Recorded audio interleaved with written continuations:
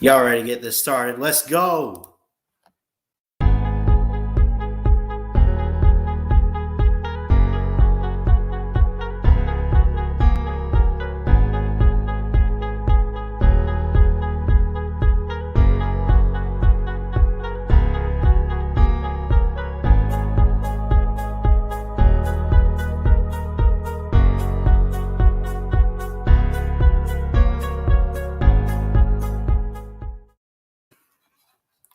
What's up? What's up? What's up? What is going on, everybody? Christian Ballard here, your boy Ballard Sports Media, coming at you live on my birthday, 20th birthday, December 9th, 2021. 20 years ago, God put me on this earth for a certain purpose. I'm still trying to figure it out. I started this channel in hopes of becoming a sports broadcaster. And is that what I want to be? Of course. I've heard some people say analyst. Some people say be a blogger. I got the blog, got a website and everything. Some people have said, you should, just be a writer. Don't even talk, dude. Just shut up and just write. You can write. You do a good job. And I'm like, okay. But really, the inspiration for it was Feinbaum, is where it all began. I've talked about that many times. I know a lot of people clown Feinbaum and say like his takes are stupid or anything. He, at least, I will say this, gives great advice, career-wise, sportscasting, all that. He gives good advice. I'll give him that. And he does have some takes here or there. And I don't always agree with him on everything, but overall, I got to give the man his props. I guess I'm okay with this green tonight. We can maybe change it. I don't know. Let's see who all's in here. Jacob, Will, and UGA. What's up, man? Good to see you. Love you, brother. Love all you guys. I thank you guys for 2 amazing years. We're going to be on here for a while. Give it a couple hours. I got until I could go till midnight. I don't know. Midnight Eastern. But I'm going to drop the link here in a second and we can talk. And I got quite a few things actually that I wanted to bring up tonight. I do want to say thank you for an amazing 2 years. This is a great year. Year 2. Big things are coming to the channel. I'm going to get back to doing some college football flashbacks. I'm going to get back to, doing some of that. I'd like to get into some March Madness pretty soon. I haven't really done much basketball stuff. I'm going to try to get into some baseball as we get into spring training here in a couple months. Big things are coming in 2022. And when I say that, first off, I'm busy as it is right now. I got a job where I'm working any day that I'm practically not at church or school. I go to school 2 days a week, which even though the semester is closing a little bit, I don't know what the schedule is going to look like. I don't even know how many classes I'm going to have to take next semester in January yet. This is not YouTube is, I'm just going to be honest, it's a hobby right now.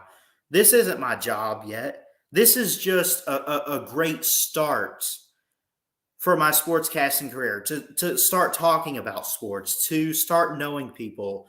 And there's a lot of great people in this community, which is starting really with guys like D4 and BVD. And, I sometimes, if I'm being honest, I sometimes question if I'm surrounded by the right people for the path that I want to go on. And then I remind myself, I'm like, you know what?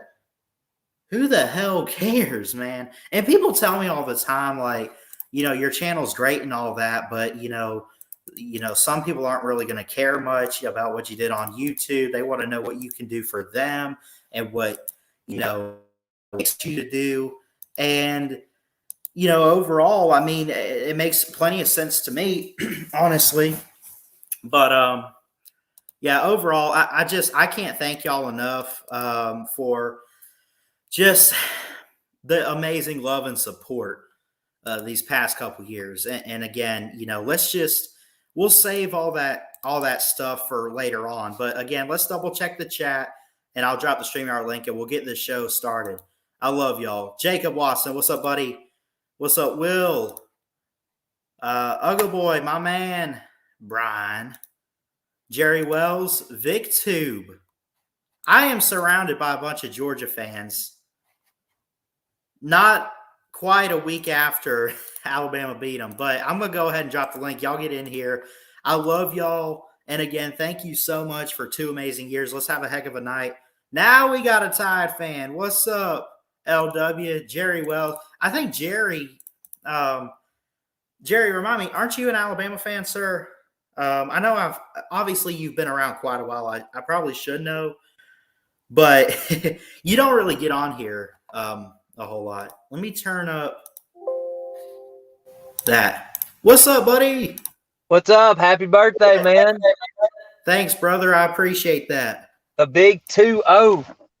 Dude, that's a milestone. 20 years ago, God put me on this earth, and I'm still, my grandfather said to me, he said, you might not figure out what you're meant for until maybe you're like 50 or 60. You just never know, but you got to know that God's got you here for a reason. And I believe that. I don't know what it is. It might not be something sports related, as big of a sports fan as I am. But man, it's a journey. It's a big road ahead, and I know it's going to be great. That's right. Yeah. You got to keep your head up no matter if you're 30, 40, people out there listening or whatever. I mean, God has a purpose for you, man. Yeah.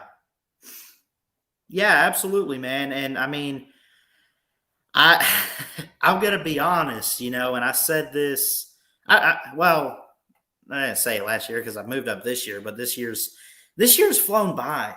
It really has. Like, I know the hell that 2020 was, and everyone's like, this is the longest year in the history of years. Like, this was a whole decade. And in 1 year, we're coming out of the 2010s decade and we're going into the 2020s decade. Well, 2020 was its own decade.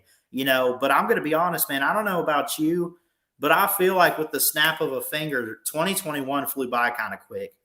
It did. I felt like it did too. I think it was a little better year than last year, but for sure, certainly more faster. It seems like, before we knew it, we were back in September, and now we're already in December. Crazy. Dude, if anything should tell me, like, the football season's already coming to an end. I mean, we're fixing to have the college football playoff in 2 weeks. No. Yeah, I know. Feels like it just flew by. How you doing, Vic?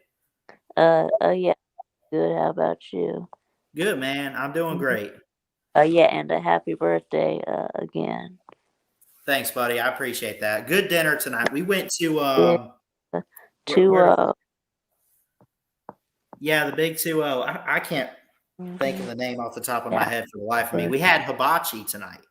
So yeah, I remember. Yeah, I remember when I was 20. So. I caught some steak in my mouth. What's up, Sam? What up? Now it's a party. Let's get it going.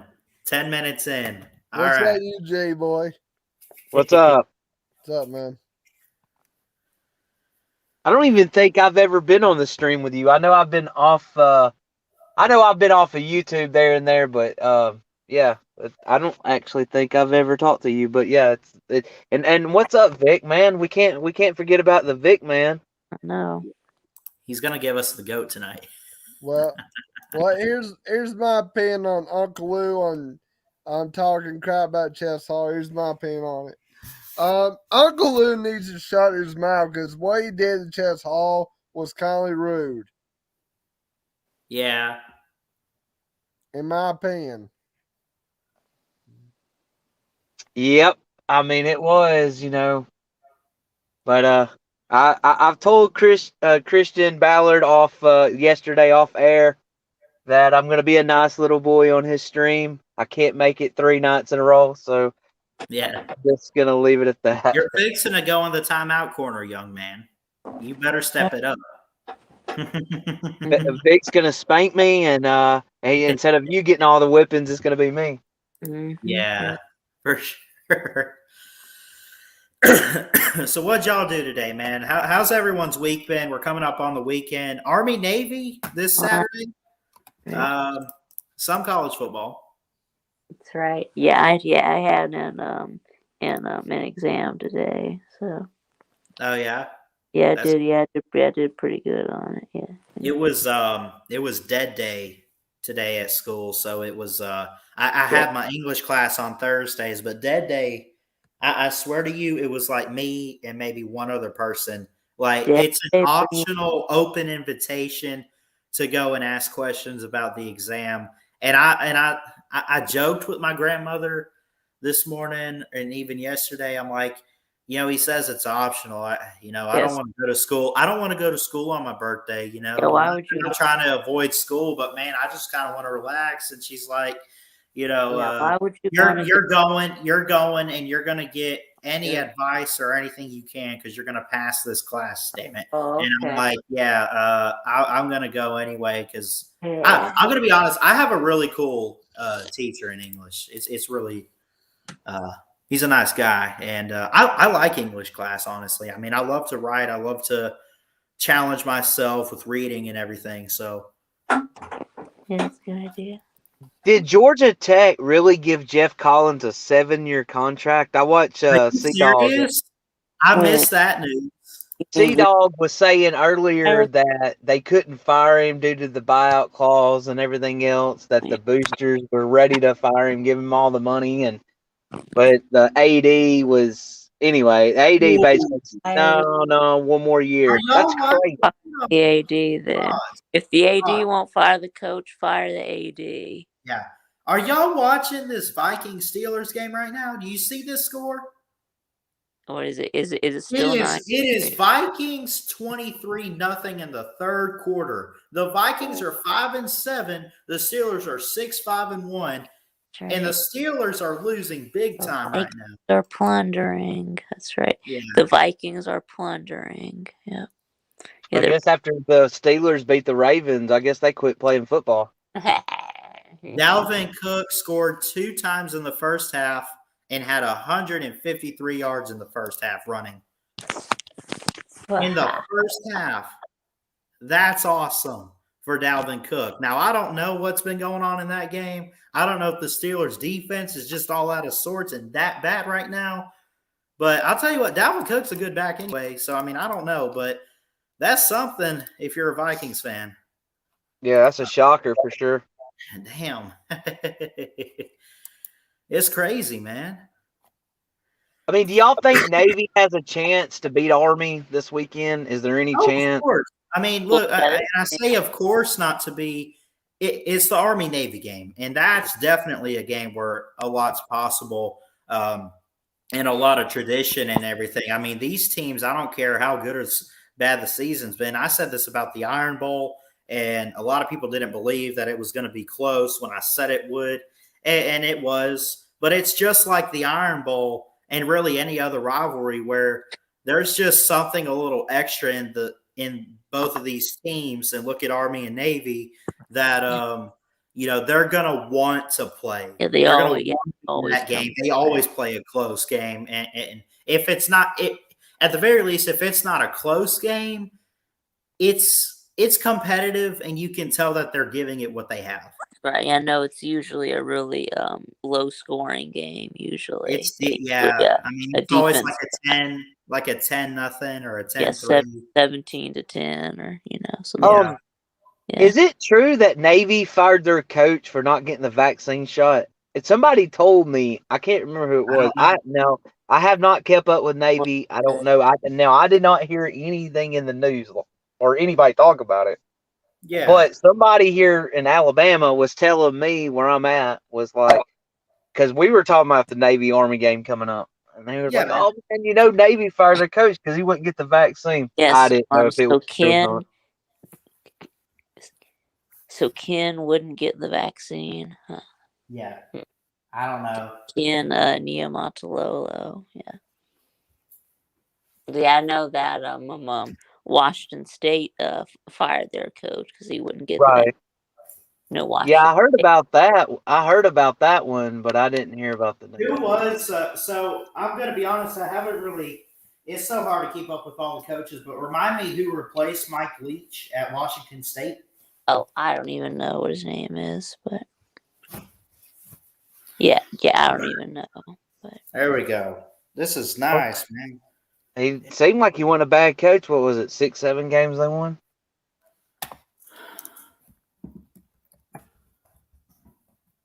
I don't know. Hold on, we'll find it. Y'all So still he there? got fired in year 1. Here we go. Jake Dickert. Let me see. Nick Rolovich, or whatever, was the I guess the guy to take Mike Leach's place, and now I don't know if he's interim or what, but now the guy they have is Jake Dickert, who he's 3-2 right now, so I guess he's just getting in. But he played receiver in college. He went to Wisconsin Stevens Point. He was the defensive coordinator at Washington State and the linebackers coach. So I mean, he's been around the program. So I mean, Yeah, they probably it's not like promoted they him. picked a guy. They didn't just pick this guy up off the street. He was on staff. But then again, I apologize. I mean, as much as we talk about college football, let's just be honest. It's hard to keep up with literally every single team. I mean, this is like, sportscasting and everything. You got to have these notes. I don't have these notes written down. I'm just now finding this stuff out like you are. Right. So, Yeah, and that's a shame if he got fired in year 1. I mean, obviously it didn't matter. I guess if he was there for 10 years with a winning record, I guess if you don't get the vaccine, they would fire yeah. you over, I guess. Well, we were talking, was it yesterday or whatever? What were we saying about like it's one thing if you have an interim coach and he fills in like the rest of the season because you just fired this guy that's been there a while and it's not working out. So you bring in this interim coach and he serves maybe even just one game, and then you let him go. He's not the next guy. That's one thing. But who is it? Oh, who just got fired? First year head coach just got fired.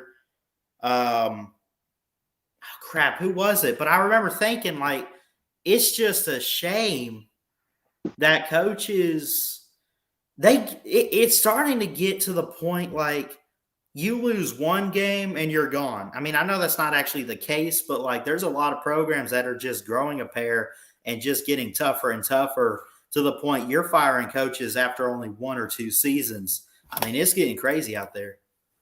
Yeah, I'm trying to remember. I know we had this conversation, and the only coach that I know that actually had a chance as an interim coach that, became a head coach was Dabu Sweeney a Yeah. couple years back. But yeah, I know what you're talking about. I just can't think of the guy's name. Yeah. I've drawn a blank myself. Yeah. I mean, it was a big name too, wasn't it? It was whatever. Maybe someone in the comments could help us out. But yeah, anyway, I mean, it's just it's coaching turnovers and everything. Like I could get like, okay, Nick Saban would have a coordinator for 1 season and then he's off to the NFL or whatever. Coordinators, I get. Analysts on teams, I get. If they only go for 1 season just to have a job for that football season and then they want to leave and go somewhere else to do whatever. But head coaches who are in charge of it all to only be there 1 year and then get fired because of like a really bad 5-7 or whatever, it's crazy. But so what's the deal with Chip Kelly being linked to go back to Oregon from UCLA? Oh, I don't know. I've heard about it. I don't know. Oregon really wants to bring him back. Now, I don't know if that's what he wants. But then again, like we've talked about this week and everything, like if you throw them, you show them the money, they'll take the money and they'll be there in a heartbeat. So I mean, if they might be throwing him the right amount of money, he might be going back to Oregon, but I don't know. But according to Bleacher Report, Chip Kelly rumors, this on bleacherreport.com. I can share this. This was like 5 hours ago. Oregon is requesting that they interview Chip Kelly with Mario Cristobal being gone. Now, do you think they're dumb for going after Chip Kelly? I don't think so. I mean, I think it's intriguing. But if you're Oregon, would you try to get him back, or are you saying I'm not going to risk it? You know, seriously, at least he didn't tough. burn his bridges. I mean, I guess, maybe he could have been like, hey, look, I'm going to go to the NFL. When I left Oregon, it didn't work out. So he came back, to college football. Is at UCLA. And maybe that's why Oregon wants him back. No hard feelings. It's kind of, I think, bizarre that he's able to get another chance possibility to go back to a team he left for. But hey, if they pull it off, I think it'd be a really good hire. Like, Chip Kelly or Mario Cristobal. Which one do you want? I would love to see what DJ David or David, the Ducks fan, thinks about that, because you can't sit there and say that. How do I put it? You can't say, oh, it's this guy over the other one and it's not close, because that's a pretty close call right there with those guys. Yeah, but it's not a bad pickup considering Mario Cristobal just left. I mean, what's the chances of anybody thinking, oh, wow, Oregon can get Chip Kelly back? You know what I mean? Like that. To me, I think it would be a really impressive rehire, I guess you can say. Yeah, for sure.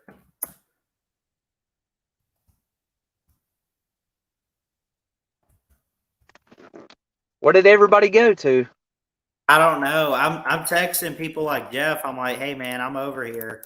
But maybe we could get some people on. I don't know. I know it's the holidays and everything, and it's also a Thursday. I mean, it's not quite the weekend yet, but I dropped the StreamYard link. Anyone's welcome on here tonight. If anyone wants to come on, feel free to. But we'll be here talking some sports and just looking back, Jeff says 10 minutes. So, but I do have the link. I don't know if I want to. Last year for the 1 year stream, we look back at some moments from like the first year on YouTube. I mean, I don't know if I want to look back at all of this year. I mean, a lot of people have kind of caught it, but half of it's just streams anyway. I mean, I've done a lot more streams than I have videos this year, which I kind of want to change that up going forward. I do want to talk, I say there's a lot of big changes coming to this channel. I don't want to completely like shut you guys off and not do hangout streams, but I kind of want to cut back on it. As fun as it is, I got to figure out some discipline to just not do it as much, because, not that it's a bad thing or whatever, but, you're going to grow the channel. Like, people aren't looking for stuff like live Q&A and hangout. I mean, some people might, but for the most part, man, like, for example, I put something, and it was a clip from a live stream, but I was talking on the Ballard Sports 360 show. I had Chess Hall as a guest, but one of the topics I had before I brought him on was, could Kansas City win a third straight AFC title? And that was the topic. And so I clipped it. So that's something that I do, is if I have a long topic or good talking point, I will clip it from a live stream and upload it so people can go and hear my take on a certain topic or whatever, and it's out there. And you kind of got to get the title right or come up with something great and unique that people are going to want to look for and search for. Like they're not looking for live BSM Hangout 2022 or 21 or whatever the heck. Like they're looking for something like Tom Brady injury update or something. You got to understand what people are going to look for. And I kind of thought about that earlier today, honestly, thinking about this stream tonight, thinking about this year, thinking about how I want to improve and work on the channel, man. There's a lot to improve and work on, honestly. What's up, Crimson? Good to see you. Roll Tide, buddy. Real fast, have you tried to branch out like and talk to people that's affiliate, I guess affiliate with the university or former football players like on Twitter? I know not like that, but I will say, and I won't give the guy's name out, of course, but at the school that I go to, so of course I'm on Twitter. So one of the school's athletics Twitter page follows me. I kid you not. I don't know why. I don't know how. They probably saw the name, probably went and read it. I don't know. But they follow me. And then, and again, I won't give his name out. He's the communications director. Now, I've looked online. I don't think they necessarily have a communications program. Otherwise, I'd probably be in that instead of just taking the basic classes to go to Alabama to take it. But I am hearing from people. I am trying to reach out, but because they have athletics, and I don't know if this guy calls games or what, but he's the guy I need to talk to about getting involved with maybe like, I don't know if it's interviews or calling or what. This is a guy I want to reach out and meet with at the start of next semester, going on January, and meet with him and my just, phone. Yeah, you're okay, man. Just meet with him, talk with him, and it's gotta. My career's got to be outside of YouTube. First off, God first, family second. School's got to be top priority after that. God and family automatic. Then what's the list after that? Take care of the people. Then when it comes to yourself, you got school and then work and then kind of find some time for YouTube. Not trying to throw you guys down or anything and put y'all on the show, but y'all get it. Y'all understand. So, I mean, my career's got to be like, this is not my career. This is part of it. This is putting myself out there so people can know me. And now that I look back on it, man, I've just made a lot of great friends and people that I love and care about on here. But it's more than this. There's a lot bigger than this, but it's a big part. And I take pride in the channel and what I do and just hanging out with you guys, talking sports. I care about it a lot, but I know that there's more to it. So, reaching out and hearing from people, especially at my own school, about getting involved with athletic events, that's huge for me. So a lot of, and I tweet out every now and then, I'm just like, hey, big things are coming. There's coming to the channel and there's stuff like this. So I don't know, man. I'm just going to trust God and see what he has in store because I don't know. I mean, it might not be sportscasting for me. I'm not trying to put that aside or anything. That's still my dream. But, my grandfather told me it might be 20 years before you figure out why you're here. And I'm 20 years old now. But let's say I just started, I started thinking about being a sportscaster. When I called Feinbaum, it was before YouTube. I called him in September of 2019. That was 3 months before I started the channel. I was 17 years old. So when I was 17, that's when I really had this you know, yeah, that's when I had like this mindset and thing like I want to do something sports related, and I'm just sitting there watching Feinbaum one day, and I'm like, I want to do that. Now say whatever you want about how you feel about Feinbaum, but you at least got to admit that he's really good, and just like sitting there and talking sports, interacting with people. I'm a people person. That's why I always let you guys on. Doing Yeah. stuff like this, but I want to take it to the next level at some point. Well, it's like Cal and Cowherd, right? He's gonna say stuff that's gonna draw viewers. People call in. Well, he's not more of a call in, but if you get the opportunity to call him in, you're gonna call him everything in the book, right? But that's what draws the viewers. That's how he wants to roll. So anyway, but we get what you're saying, yeah. Yeah, Colin Cowherd is the Ben Shapiro of college football. What's up, man? Oh,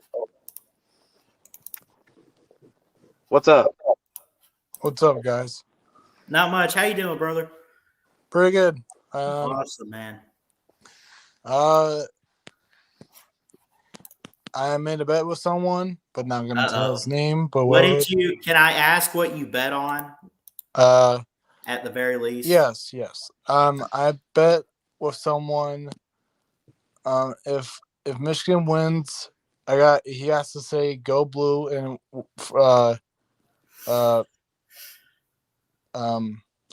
play the fight song on his show. And who is the bet with? I bet you it's Tiger Baskins. Did you call Tiger Baskins? No, it's Lou. But whatever. And if Georgia wins, I gotta listen to Georgia's fight song, and after that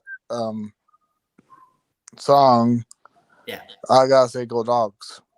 That's right. So it's a basic bet. Okay. But we should do a bet, man. I think that would be pretty cool. Yeah, we should do it. I'm 0-1 in bets, man. Like I don't know how I feel about a bet because I'm 0-1. Augusta Gator already paid him $100 last year. Right. Don't just do money. I always just do a basic bet. That's all.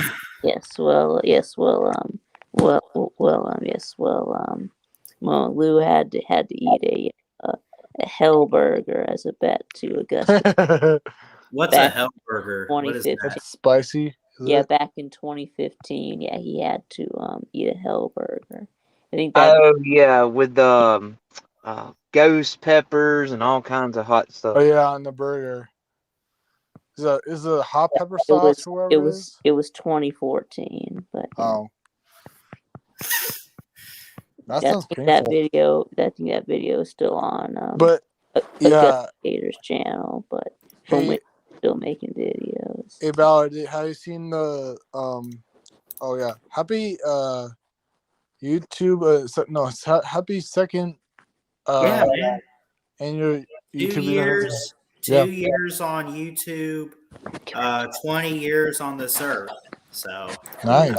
It's 2 milestones right there, right? Of a lot of twos. I mean, did you see? I don't know if you saw the article that for bowl games that it has score predictions for stuff, and one of them said that Georgia lost to Michigan. Not saying what happened. Okay. I mean, I'm just kidding. It's on ESPN. And Michigan won like by 3 points, like 24-21. I think. All right. But I'm not trying to jinx or anything. Mm-hmm. I don't know how I feel about the Georgia-Michigan game. All I know is going to be a daggum good one. Mm-hmm. Yeah. Like, Disney dogs are saying, like, 56-0, or with, like, wait, what? No, come on. That's fake news. For the purpose of it being a playoff, I'll say this, and a lot of people, well, I really don't know, because a lot of people do like Cincinnati, but also I know there's quite a few people out there saying Bama's just going to blow them out 50-0. or something like that. Which I don't think I it'll wouldn't be a doubt shutout. it. I wouldn't doubt it too much, but I hope that it is competitive because I'm just going to be honest. As much as I love my Crimson Tide, for the sake of the fact that Cincinnati is a good team this year, I'm going to be honest. I'd be really pissed off if Alabama blows them out like 45-10 and instead of it being like a 35-21, down to the wire or something because it's a semifinal. Like we're at the big stage now. And this season has been so long. It's been so well, I guess in a way it's kind of flown by, but there's just a lot of great action this year. There's a lot of out of nowhere teams. And I think it'd be a disappointment, not necessarily for Alabama or Georgia, the favorites to win the national title, but to outright win it. You know what I'm saying? Like, I don't want it to be like one of those, it wasn't even close. These were the teams. Nah, man, I want to look back at this season and be like, man, these teams actually fought to the end in practically every game. And even at the end of it, they fought.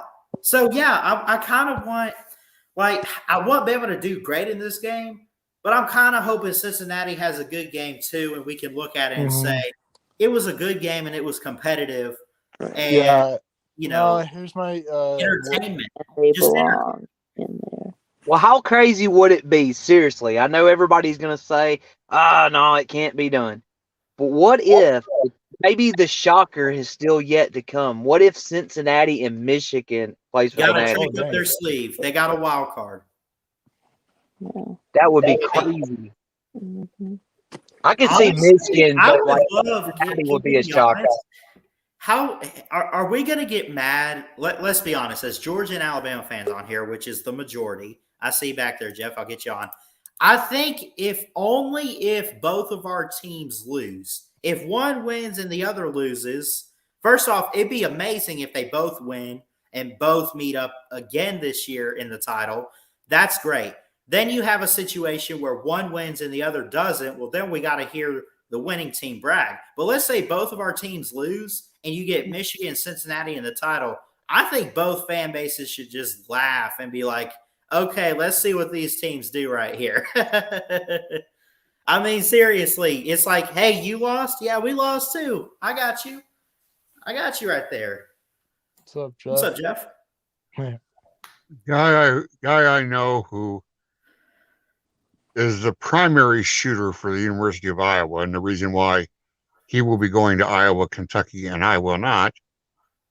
He placed a $100 bet today.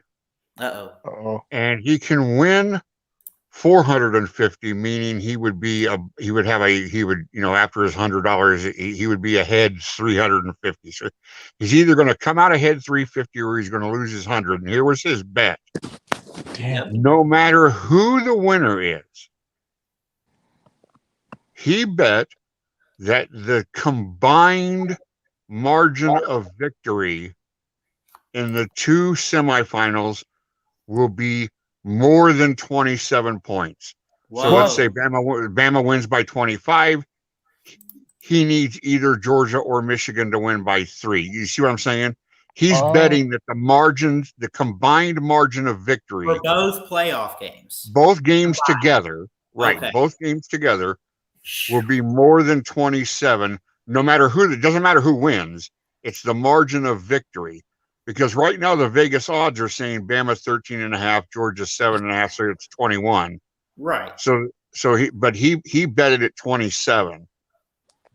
So if the margins of victory end up being, if one team wins by 28, then it doesn't matter what the other game is because he's already got 28.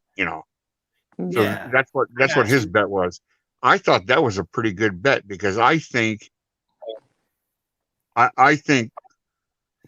Bama wins by something in the 20s, and the Georgia-Michigan game is decided by probably a touchdown, maybe 10 points. I think Georgia-Michigan will be a much closer game.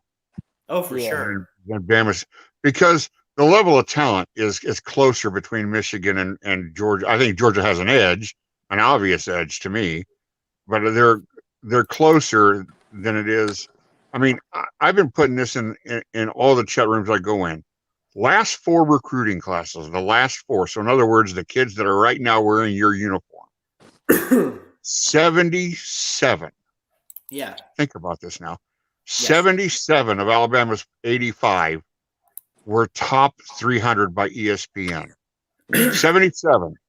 Cincinnati has 2. 2 in the top 300. That's going to be that might not be obvious in the first 15 minutes of the game. It might not be obvious in the first 25. But by the time we get to the 35th minute and the 40th minute, those numbers are going to start to show. Yeah. Well, congratulations, Ballard, on your birthday. Well, not congratulations. Happy birthday, I meant. Yeah, congratulations on making. I mean, people are giving Cincinnati a lot of credit for having the 67th schedule strength in the country. I mean, 67. They talk about, well, look at how close they played Georgia last year. Well, they did play Georgia close, but that was Georgia's 3rd team. Mm-hmm. And it was last year. If all of Georgia's players had been out there last year, they would have mopped the field with Cincinnati. And that's last year. That's not this year. So I don't even know why they're right. Yeah. Okay. So anyway, so I gotta go now. Yeah, it's getting to be about my bedtime. How was your exam, Vic? Did you ace it? No, not quite. I got an 88. Yeah, an 88.3. Nice. That's all right. Go, man. That'll get her done. Yeah. All right, we'll see you, Vic. Man, nice talking to you. Good job, Vic. Yeah. Okay. I wanted to open. Go ahead, Vic. And I had an 88 in the class, or like an 8. I think I had like an 89 overall for my grade for the whole semester. So man, watch. Oh, yeah, that'll get her done. Good job, Vic. Congratulations. Yeah. Congratulations, Vic. Yeah. Man, oh man. Watching the Steelers-Vikings game, it seems like that Ben Roethlisberger needs to retire. I hate to say that because I've been honest, man. And I'm not trying to troll or anything. Like, I'm serious. He's had a great career. It was 16-0. What is it now? 29-7. I mean, he just doesn't have it anymore. Wow, 29-7. Holy shit. Yeah. I feel really sad right now because of Big Ben because nobody really hates Big Ben Roethlisberger. I mean, I feel bad for him too. I think I like his good character. I think he's a great quarterback overall in history, and I like him and all that. But it's time to just retire. It's time to hang up the cleats. Yeah. He just doesn't have it. Just watching this game. Look, I've said this before. In my job as a sideline photographer, the 3 biggest quarterbacks that I have talked to in person, I stood right there and I talked to them. How big they were in uniform, how tall they were, how thick they were, how muscular they were Ben Roethlisberger at Miami of Ohio, Andy Dalton at Texas Christian, and Carson Wentz at North Dakota State. Those are the 3. I mean, taller than me, and I'm 6'4". Yeah, that's about my height. Big, strong guys. Their hands were like a canned ham, like a cement block. Right. I mean, just like huge hands with super strong forearms. Just great big guys. They look like tight ends. They didn't look like quarterbacks. Right. Wow. They were big guys, like almost offensive lineman size, right? Well, yeah, not. You remember? But big, yeah, but not big. I've seen some offensive linemen that were like not linemen. It was walk by and you felt like the side of the building was walking by. I've seen some great big linemen. Yeah. Their quarterbacks are not. You remember Jeff knows who I'm talking about if I say this name. You want to talk about a big quarterback? Go back to Kentucky, Jared Lorenzen. Oh yeah. Lorenzen had a lot. I got it pulled up right here. This guy, 6'4", 315. He's a quarterback? Well, no, that's a lineman size right there, man. Holy rest in peace to him. Yeah. The maybe Robert Gall, probably not Robert. I would have to say Brandon Scherf. Yeah. Is about the biggest offensive lineman, or one of the biggest, and I think he's still with the Redskins. He played at Iowa. 6'6", 6'7", 320 maybe. He was just gigantic, and when somebody like that's coming at you, you call him sir. Respect that man. Sir. Sir. Excuse me, sir. All right. Hey, real quick, I made this video for you guys the other day. I don't know if all you guys saw it, but I'll play this real quick. We'll get back to talking some sports. But again, I'll say this and stick around to the end too. But thank you all. It's been 2 amazing years on here. Forget it just being my birthday on December 9th, man. This is a celebration day now of Ballard Sports Media, our channel, even though I know I'm the only one putting out the content. But I'll tell you what, y'all keep me going with this stuff. So I made this one just the other day to put it out and just to say thank you. I love y'all. Here we go. It's going to be hard to do. 2021, at least for me, has been a hell of a year. I'll start there. I went on a date for the first time. Yeah, you have been found. I even got to speak to Coach Nick about When you hire offensive and defensive. I think whether it's a coordinator or anybody on our staff, there's some basic fundamental things that I always look for. Is first of all, what kind of character. One thing's for sure, there's been good and bad days this year, good and bad times. But I know that I've had a lot of people there to help me through it. I said, I think where I lived up into the 50s.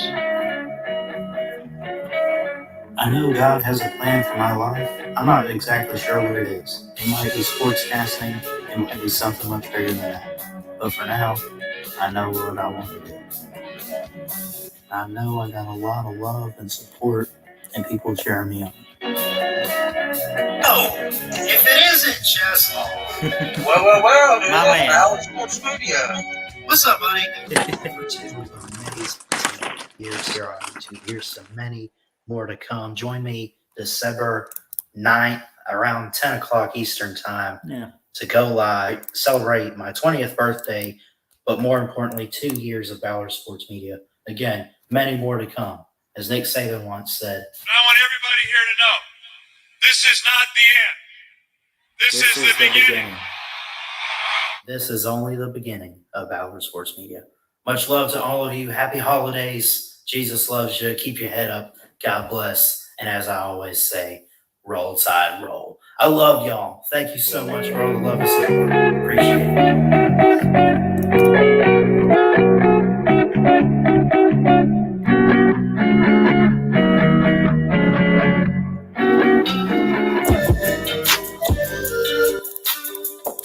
All right. That was something. I don't know. I mean, it was, I could have made it a little better, but it was just kind of something in tribute, just thanking all of you guys. I mean, this channel, without you guys, I swear would be nothing. So I appreciate y'all. And it's not just even these people on here. I mean, there's a lot. My grandparents just kind of support me with this stuff and push me in school and push me with even my job. I mean, there's a lot more important things in life outside of this, like I mentioned before. I mean, but this channel means a lot to me. But, and I said this last year that, I started it to get a start for my career. That's all I wanted. I wanted to get started, and I just want to read and talk sports. But along with it, there's all these great people like you guys that I've met along the way. And you know, the more I think about it, I love and appreciate each and every one of you. So I appreciate y'all. Thank you. And there's going to be a lot more that to Ballard Sports Media years and years and years down the road. I promise you. We appreciate you, man. Thanks, buddy. Yeah, we appreciate you, buddy. Yeah. We appreciate you. Thanks, man. And no matter what you do, we always support you. Oh, yeah, absolutely. I appreciate that, Nate. Yep. Crimson I Braves just, still in the comment section. I think he is. The only thing I will promise you is that I will never be a fucking Barner. That's the one thing. And if I'm ever crazy enough to do so, and you guys leave and throw me under the bus, I will say, you know what? Don't blame you. Yeah.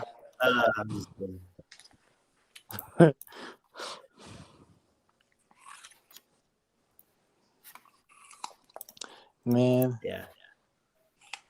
I have all have a good memory. I just remember something that Ballard and I did a stream together, or whatever it is, like Ballard 360 or whatever it is.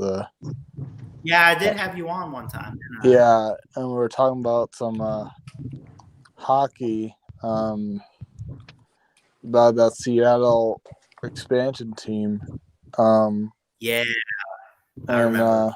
Well, their record's like 9 wins and 14 losses and 3 ties, which is not bad. But their team is pretty good.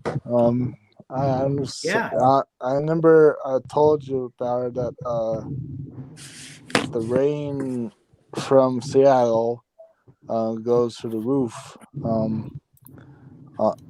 into the arena. I think that's cool, but and I remember that MSU fan were talking smack and stuff. Although props to him, his team won. I was not happy with that day, but whatever. Yeah, I just remember some good times with you, Ballard. But thanks for everything that you did to make this channel better, or make this thing. Oh, I've made it better. Trust me. Nah, you know, you guys actually have made it better, because I'm just going to be real with you, man. When I started the channel 2 years ago today, and I put my first video out, first off, I messed up the channel name big time because of what I wanted to call it before. But what I had already made. What'd you call it before? Ballard Sports Mania. Oh, I said that, dude. I'll show you the video, and okay. Your first video is not going to be perfect, and I think it could have gone a lot worse for a first video. But my God, compare it to how I'm doing videos now. I have come a long way with a lot of improvement. Haircut. What? The worst thing about that video was your haircut. Did you watch? Were you here last year when I showed it? I saw it. Your haircut was the worst thing about this video. Oh my gosh, dude! I'll tell you what. I don't like getting it this well. I mean, for a while, I gotta cut that time just cause. But like this right here, how I have it, I kind of put some gel in it, kind of get it going a little bit. I like this hairstyle here, but I can't let my hair get too out of control because it gets all freaking poofy and stuff, and it's crazy. And I can't let it get too short either because it's just. Well, I'm saying anyway, this is too short. Yeah. Oh, this. Well, anyway, this for those of you who haven't seen this is my very first YouTube video that I put out 2 years ago today, December 9th, 2019, my 18th birthday. And here we go. Good afternoon, everybody. Christian Ballard here with Ballard Sports Mania. Now, that is what I wanted to call it before. And then I'm like, hell no. Then media Then I heard media, and I'm like, that's even better. But I put this video up like it was because I knew that we get a good laugh out of it because it's hilarious. Yeah. First YouTube video. Really just wanted to make this channel and, to try to get a head start on my sportscasting career. That's the whole reason I wanted to do this. I'm such a huge sports fan. I'm an Alabama fan. I got a out of date Out of date SEC championship. This was today's Thursday, so this was a Monday. My birthday was on a Monday. We're 2 days removed from LSU beating Georgia. So I said out of date SEC championship t-shirt. I'm an Alabama fan. I got a out of date SEC championship t-shirt. So this is to get a head start on my career. This is to see, where this could take me, I guess. Facts. So it would mean a lot if you guys would subscribe if you're into sports and stuff. Talk football, mainly football, basketball, baseball. I guess in the future I want to stream football games, not like put the actual games on. I'm not going to do that, but it's me reacting to it, I guess. And so really just, trying to get a head start. I was a young lad. Like I just mentioned on my sportscasting career, I want to one day, maybe be like a talk show host or like a college football analyst. Guys like Kirk Herbstreit, Chris Fowler, Joey Galloway, all those guys that you see with ESPN, maybe do what they do one day. I'm such a huge fan of Paul Feinbaum, by the way. If I don't be an analyst, I want to at least do what he does, get my own radio talk show. And, I feel like this channel, it's a good start. And the channel is a good start, but the start to the channel was not a good start. Carry the hell on. Okay, well. I'm really looking forward to seeing where it takes me. So if you're into sports, if you're into, maybe basketball or whatever, getting the opinions of other people, of teams, players, certain situations. Hey, younger Ballard, nobody gives a damn about your opinions in sports. This channel might be for you. So I really do appreciate it. And I'm having fun with be this. Sure to hit the like and subscribe. And I look forward to making more videos. Thanks. Okay. Now, it could have been a lot worse. Yeah, but the one thing that caught me off guard. Here's the one. Wait, what'd you say? You said that you're a big fan of Paul Feinbaum. What? Have you heard his takes? Well, I mean, at the time, I had just started. Like, I had watched him starting in that year, but it was really like the guy seriously thinks that Clemson's dynasty. Okay. Whether or not, forget what he said, but it was cool seeing this guy sit there, have guests on there, interact with his audience, and talk sports with them. Whether or not you just like his agree takes. with them, what he was doing. Forget how he was doing it or what he was saying, but what he was doing was kind of in my mind. Yeah, he's a genius. He's a genius for that. But I mean, geez, he's just right. No. I got you, and I understand. That's what I was trying to get to there. But he at least inspired me to, at least I put two and two together. I'm a people person. I love talking with you guys like this. This is kind of like taking phone calls in a way. But there's that. There's the love of college football, I even love baseball. I played it. I played a little bit of basketball, some soccer, although I'm just going to be honest. I don't know what it is that I can't get into soccer. I have tried. I don't know what it is. I'm not saying I'm. Have you ever played? You ever played football? I did not play football. No. Okay. But I grew up and I played some sports, and I've always been an Alabama fan. But I kind of put two and two together. I'm like, I can talk about what I love and interact with an audience kind of like this. And he actually, I have the video. Hold on.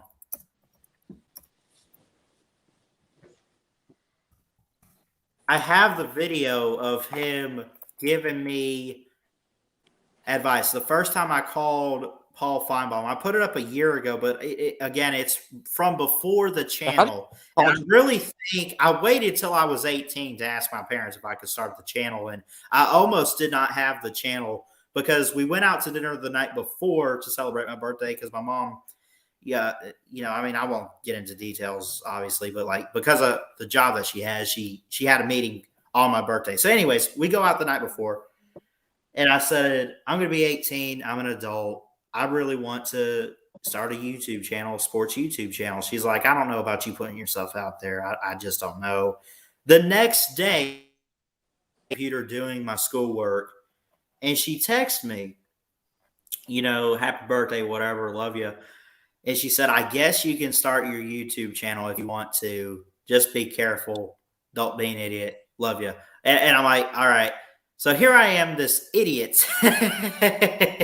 but I seriously, I got my mom to thank for just letting me start the channel up, which I know I had turned 18, but still living under their roof, play by their rules kind of thing. So, I mean, but I thank my mom.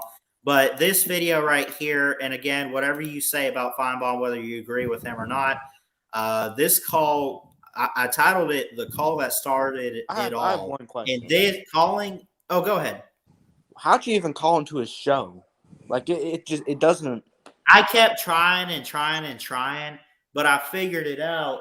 If you call up, it starts at 3 Eastern. If you call up at least 2:55, you'll get in. Now, I wasn't the first caller, but I was in the first hour of the show, and I was probably somewhere like towards the end of the hour. How do people get in between like 4 and 7 then? Oh, I don't. Well, you see, you gotta time it just right, or if you're lucky enough, they just keep you on hold the entire time. I don't know how it works, man, honestly, but It's confusing. If you time it just right, because it should be if a caller is hung up on, they drop them from the line. That means the line's open for someone else to call in, right? Yeah. At least that's what it should be. But I don't know, man. I've tried calling this week, but it's like and I know some people in here have some controversial opinions on him, but like the Uncle Lou Collins show, he has a good system. It's 3 people on the phone, right. You wait your turn and all that. It's simple. The Paul Feinbaum system, I don't even know how to get on. I got you. But anyway, here's the call that started it all. This call I had with him and the advice that he gave me definitely just inspired me to start this YouTube channel and put myself out there. So here you go. I hope y'all enjoy it. An honest conversation. Christian is up next. Christian, go right ahead. You're on the air. Paul Feinbaum, how you doing, sir? I am doing great. Thank you for the call. Man, it's pretty hard to get in the show. I've tried calling a couple times. I guess I want to talk about first time on radio ever, by the way. I'm nervous as hell. Get a contract with ESPN and you sure about that? Just do what? You sure about that after the first couple of minutes of this show?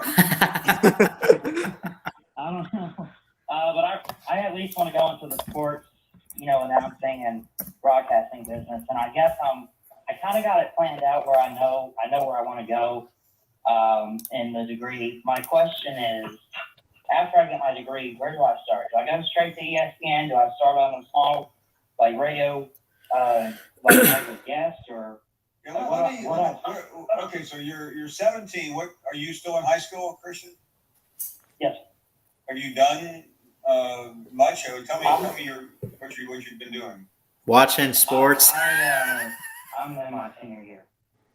Okay, here's what I would recommend. I think. What are your thoughts? What are your plans beyond high school?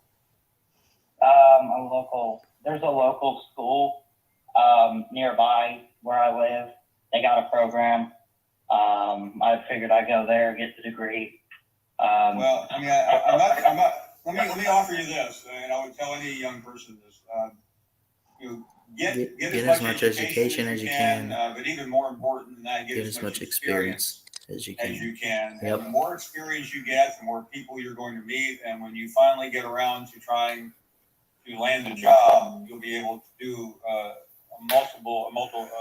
myriad of things, and that's really important, because in today's media world, those who can do a lot are going to be much better off than only having a singular skill, if you follow me. And one thing I would recommend is just try to meet people, stay in touch with people, including us here at the show. And I think that's a really singular skill, if you follow me. Reach out or whatever.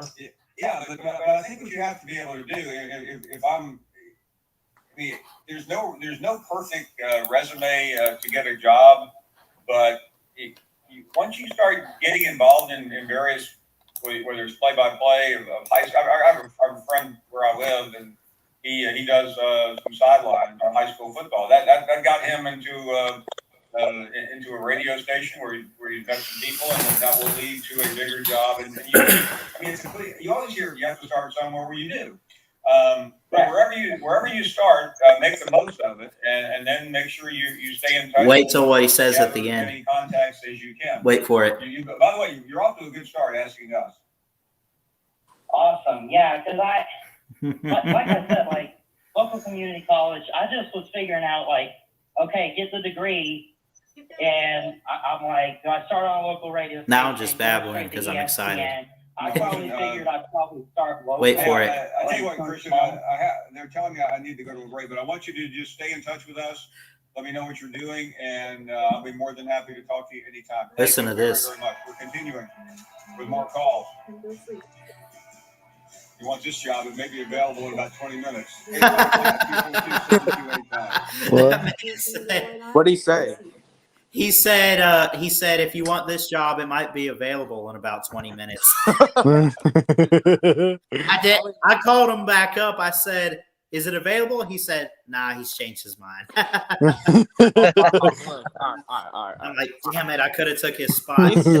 I'll find him. Like he's good as a person, and he's good at calling show, and he's good. I just don't like you say, Jacob. Category. Right. I think his takes are kind of questionable. He's sometimes. He's good in every category to his job except when he actually makes takes. Like when he makes a take, it's just like oh my god, are you serious? He's good at interviewing people. He's good with his callers. He's good at everything else. He knows when to hang up. He knows when to cut you off. But his takes and opinions on like a certain not all of them are bad, but some of them you're like, really? Yeah.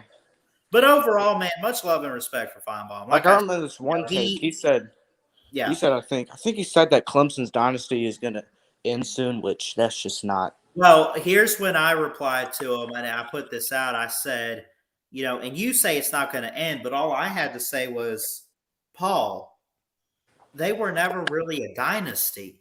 And I only say that, like they were maybe on that path, but it wasn't completely a dynasty yet. They're not anywhere near what Nick Saban's done. Oh, well, that was Nick Saban twice. I count a dynasty as 3 championships with one exception. I think you have to look at the time span. Now, I understand they won like 2 and 4 years or something. That's cool. But like you said, I could do 3. Like if they won 3 if they do 3, they're a dynasty. If they won like 3 and 5 or 6 years, I could get behind that. 3 in a decade and you're a dynasty. And 3 in a decade. Yeah, and you're a dynasty. That's how I look at it. Maybe. What's your take on that? With one exception. With one exception, the Bobby Bowden dynasty. Ooh. That's my exception. Okay. He didn't get the why though. I mean, I know it's Bobby Bowden.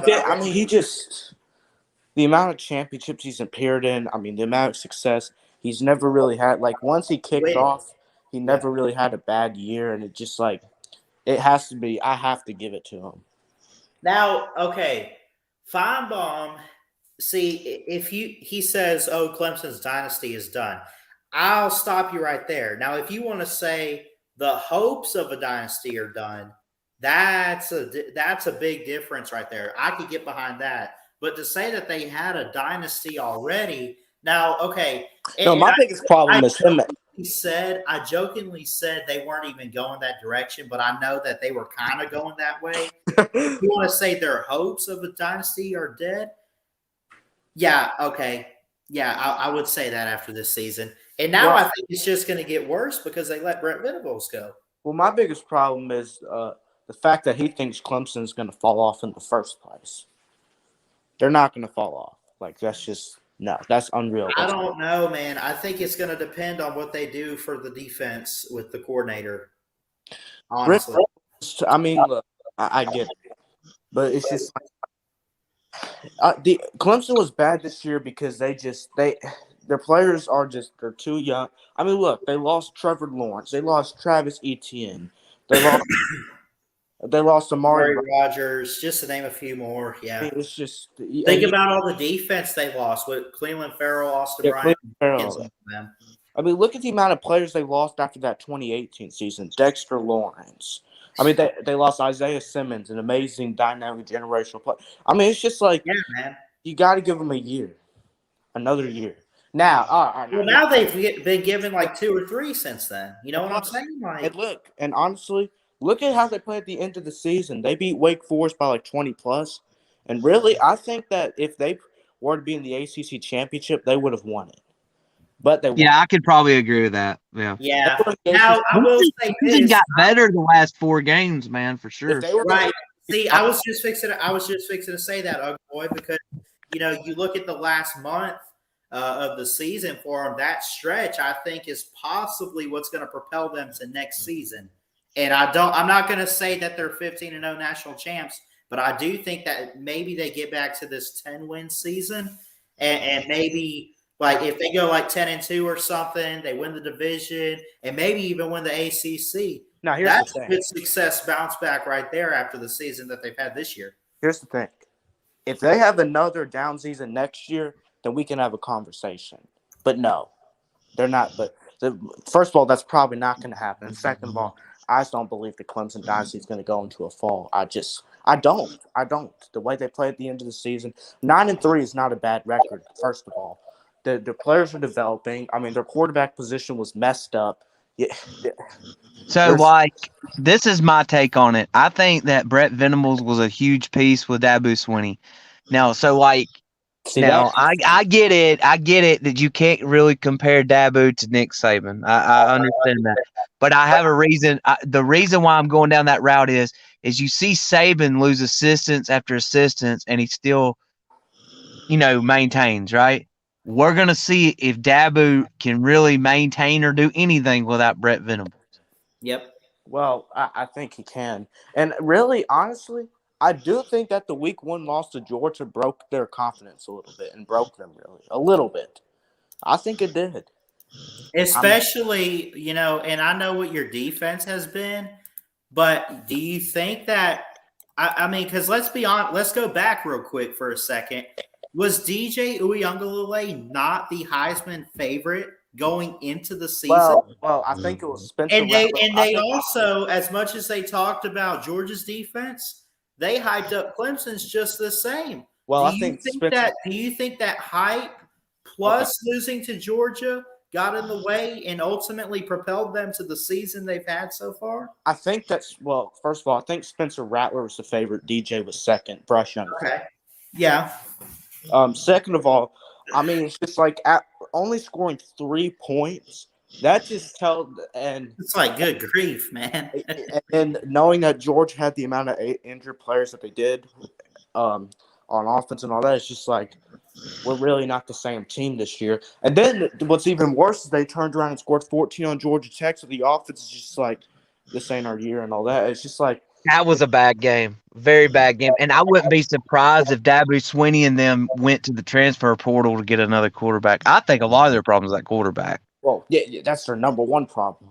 I mean, that's just like. But now here's. And you know what else too? And I'm trying to think of who else, but Hasn't Dabo mentioned that he doesn't like the transfer portal? Like he doesn't like getting transfers. and that's a problem. And that's a big issue because I'll tell you, man, not every transfer, but for the most part, a lot of guys like look at Henry To'oTo'o for Alabama. I mean, look at this. Saban doesn't like the transfer portal, but he's still taking advantage. He still takes a chance with these players, and you're seeing Clemson. I mean, Dabble Swinney.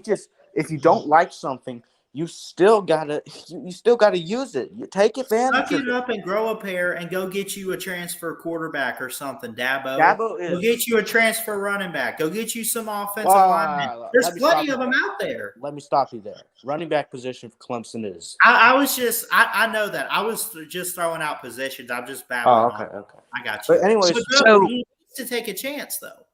Running back. Well, here's my question: is while we're talking about quarterbacks, and because we have another Georgia fan in the house, and I know a lot of people is going to say JT. Is JT going to graduate this upcoming, and is he to be a graduate transfer, or is he going to stay one more year at Georgia? I have a feeling he might transfer out because of Stetson Bennett. Honestly. I think Stetson Bennett's coming back next year, so why would he stay? I thought Bennett was a senior this year. I thought this was it. No. Well, the COVID rule, you get an extra year of eligibility. Damn it! The mailman, leave Georgia. Well, yeah. Well, he's coming. You can't get rid of him. He's definitely coming back next year because he's sure not going to the NFL, and Georgia's about the only place he could really play. Oh my God, we cannot another freaking season with Stetson Bennett. Please shoot me. I know. Hold on, boy. Haven't you been the one saying this one for him? Yeah, but look, here's my whole thing. I just want another quarterback. Can we please get rid of the mailman? Like, I am so tired of this dude. Like, I'm not trying to be mean. What about Justin Fields? Well, we obviously can't get him no more. That's done and over with. But look, here's the thing, man. For real, like, I just wish we can get a quarterback. And you know, like, seriously, like, I don't care if it's 3 years with this guy. Well, we got Brock Vandagriff, but the thing is, like, I want to see some of these, like Brock or Gunnar Stockman or somebody coming in for 2 or 3 years. Looking from this perspective, look at all the young quarterbacks lighting up college football, freshmen, sophomores. I mean, it's a new era. Play the freshmen. This isn't 1985 where it's like, well, the freshmen have to sit 2 years. They had to learn from this and that. No. It's 2021. Get with the times. Freshmen and sophomores can play football. Yeah. I think Dog Nation's going to be upset if Brock Vandagriff don't get to play more or be the starter. Another thing, too. You know, Carson Beck, Brock Vandagriff, Gunnar Stockton, yeah, they're going to transfer soon if we don't fix this. Well, Carson Beck, I'm just not. Look, 2 years ago, I was a big Beck fan. I'm just not sure. I don't know what's clicking there. I don't think Carson Beck's good at Georgia. Yeah. Carson Beck's going to transfer because he knows that that we want Brock Vandagriff. That's our goal to get to. Carson Beck knows that. He knows he's not getting playing time with Stetson Bennett, and he's going to transfer. And Brock Vandagriff, if this keeps up, look, he's going to transfer. He's going to transfer too. And Gunnar Stockton, I mean, who knows at that point? Yeah, I think Gunnar or Brock's going to transfer in another year or two if Gunnar Stockman comes. You know that's going to happen because either one of them is going to play. Other one's going to get mad and leave. Quarterbacks, and then you just get Stetson Bennett out of nowhere. I mean, good God. Right. I think 5 quarterbacks has been in front of Carson Beck since he's been at UGA. Every single year except 2019, we had another option better than our starter quarterback. Mm-hmm. That's bad, man. I don't get it, man. The thing about it is, look, Kirby, here's the thing that irritates me with Kirby Smart is Kirby Smart is a damn good coach, man, but he just don't know how to run an offense to save his life. Like, he doesn't know jack squat to literally do with it. He knows how to coach the other 21 positions, just can't coach quarterback. But, I mean, it's just like, I mean, look, let's go for the years. 2016, he starts Grayson Lambert over Jacob Eason. Jacob Eason is miles better than Grayson Lambert. 2017, he starts Jake Fromm over Jacob Eason. Jacob Eason is I'd say not miles better, but he's clearly better than Jake Fromm. 2018 starts Fromm over Fields. Fields is miles better than Fromm. 2019 he didn't really have an option, so don't blame him there. 2020, he starts Stetson Bennett over JT Daniels. JT Daniels is miles better than Stetson Bennett, and he proved it at the end of the season. And he does the same thing again in 2021. Starts Stetson Bennett over JT. I mean, how do you not learn? And he doesn't care. That's why I hope Cortez Hankins goes to LSU as the wide receivers coach, dude. Because I am 1,000% sure that wide receivers at Georgia does not suck that bad. Wide receivers at Georgia, let me tell you They're something. just all okay. They're not as they have so much potential than they have so much more potential than they're actually showing. And here's another thing with the wide receiver core. When you run the ball 40 to 50 times a game, wide receivers are not going to come to your school. Because think about it this way. Quarterbacks, okay, you're going to run it like 80 or 70% of the game and all that. And this might be a pick six, by the way. But you're going to run it 70, 75% of the game. Are you watching the game? Yeah, the quarterback's still going to get, 20, 25 passes. I mean, he's good with that. But the receivers, that's pretty much only 2 to 3. I was muted just now. I apologize. But what I was trying to say was, it's not even – Georgia's recruiting is too good for them to sit there and be like, we don't have the players. You guys have the players. The issue is it's a lack of leadership and coaching. Well, see, Cortez has been there since 2018. If you look at, regardless of who the quarterback was, 2017 and below, the dude's an idiot, and he's Kirby Smart's buddy, and that's the only hope we're gonna have. Because obviously Kirby don't know how to run an offense, and he thinks everything's fine. UGA boy. I'm in full agreement. Our wide receivers can't even coach a football program. Right. Like, look at what he's done at Georgia. I mean, he's a defensive minded. That's it. I think if you're a head coach, and look, he recruits and he does defense, but I think you have to be able, as a head coach, you got to know what you're doing on both sides of the football. Is that fair? All right. First of all, that is not it. Okay, there's more things than offense, defense, and recruiting. Okay, and he's been good at all those other things. So I don't. Well, those are the most important. Most important, yes, but still. I mean, there's game time adjustments. I mean, look at the adjustment he made in the Tennessee game by taking out Dan Jackson because he wasn't fast enough for Tennessee's receivers. We put our other safeties in because he was fast. I mean, that's a good adjustment. Jeff go to sleep on us? He's probably bored because we're talking about Georgia. I don't know. Jeff, I'm not saying that to make fun of you guys. I honestly, that might be it. Okay, well, I was wondering if you were asleep. I were. Okay. Well, continue. Yeah. Look, here's the thing. Kirby is he's got the players all around him. Yes, he is successful, but he's the only idiot in Athens that thinks everything's fine and dandy. He hires all these coaches for defense. I get it. Our defense is good this year, but they obviously wasn't good to beat Alabama still. And really, you know what position coach I'm unhappy with? Our secondary coaches. Look, and this is not just this year thing. You're telling me we have Eric Stokes, Tyson Campbell, and what was the? Oh yeah, Tyler Stevenson, 2 first-rounders, and then Tyler Stevenson, who'll probably be another first-rounder. You're telling me we have 3 first-round corners, and that we get thrown all over the field on Alabama and Florida? I mean, like, I know those are good passing offenses, but you gotta be able to stop that. With all that talent we had at corner in 2020, to let them throw all over us. No. Secondary. Yeah, I think it can get a lot better. I agree. Those secondary coaches, I'd probably fire them too. You can't.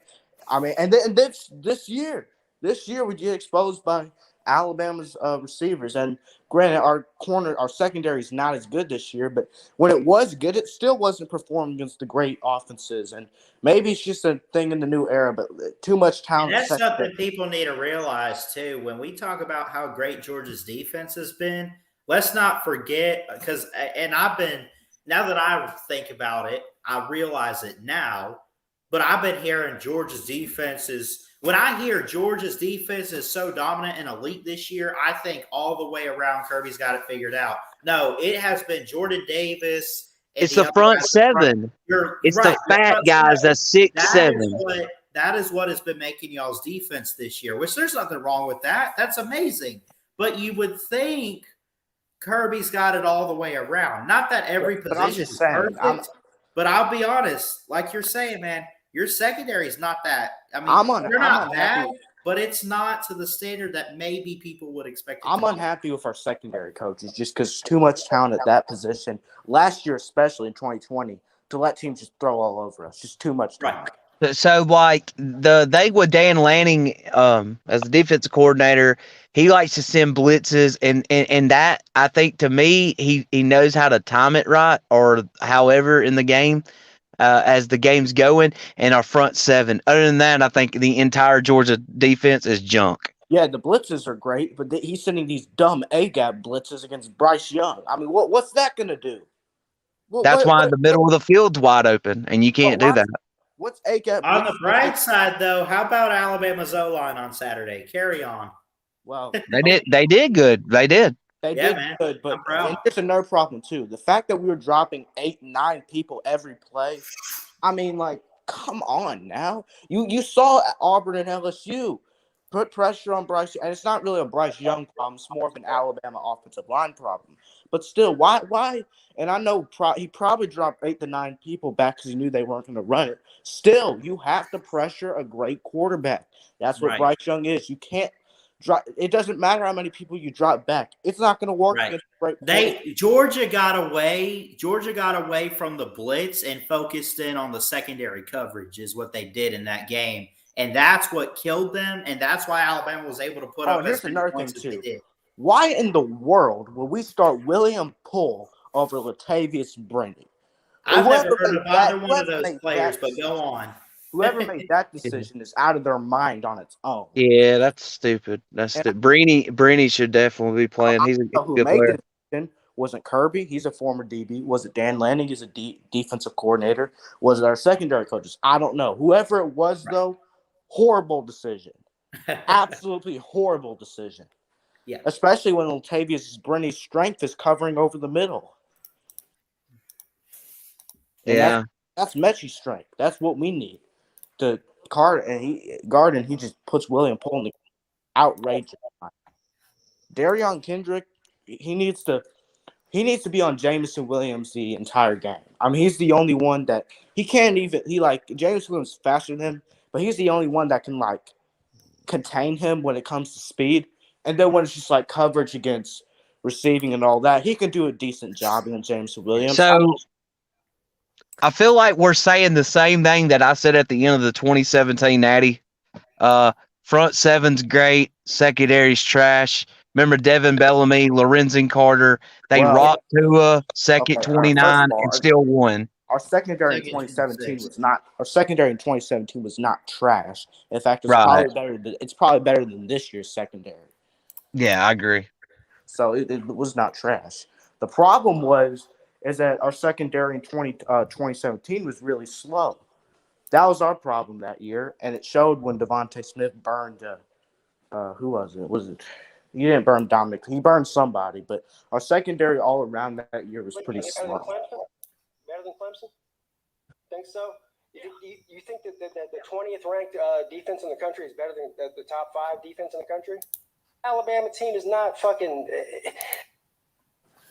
I'll check that out later, Crimson.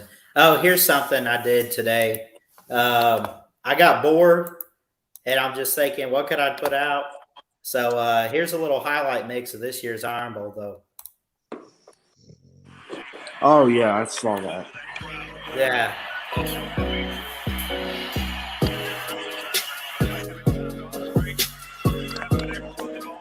Suck it, Auburn. Let's go.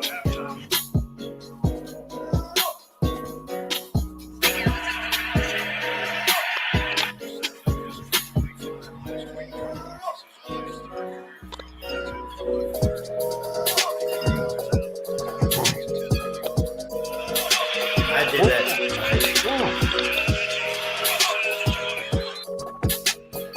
Which I still don't understand that play and what the hell that is. But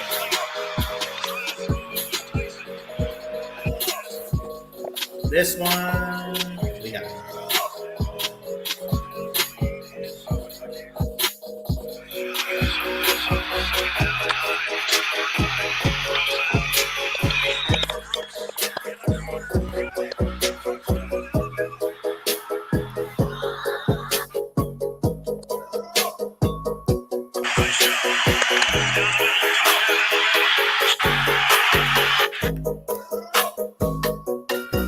8-quarter game, right?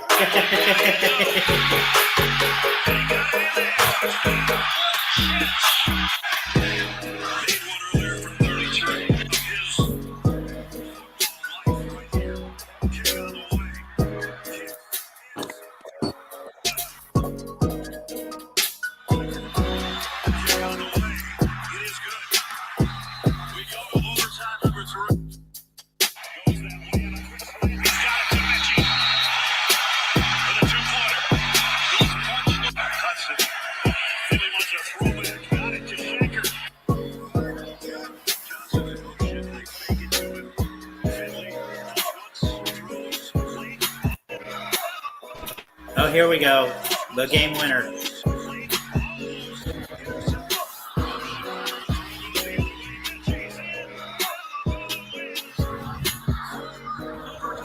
Yeah.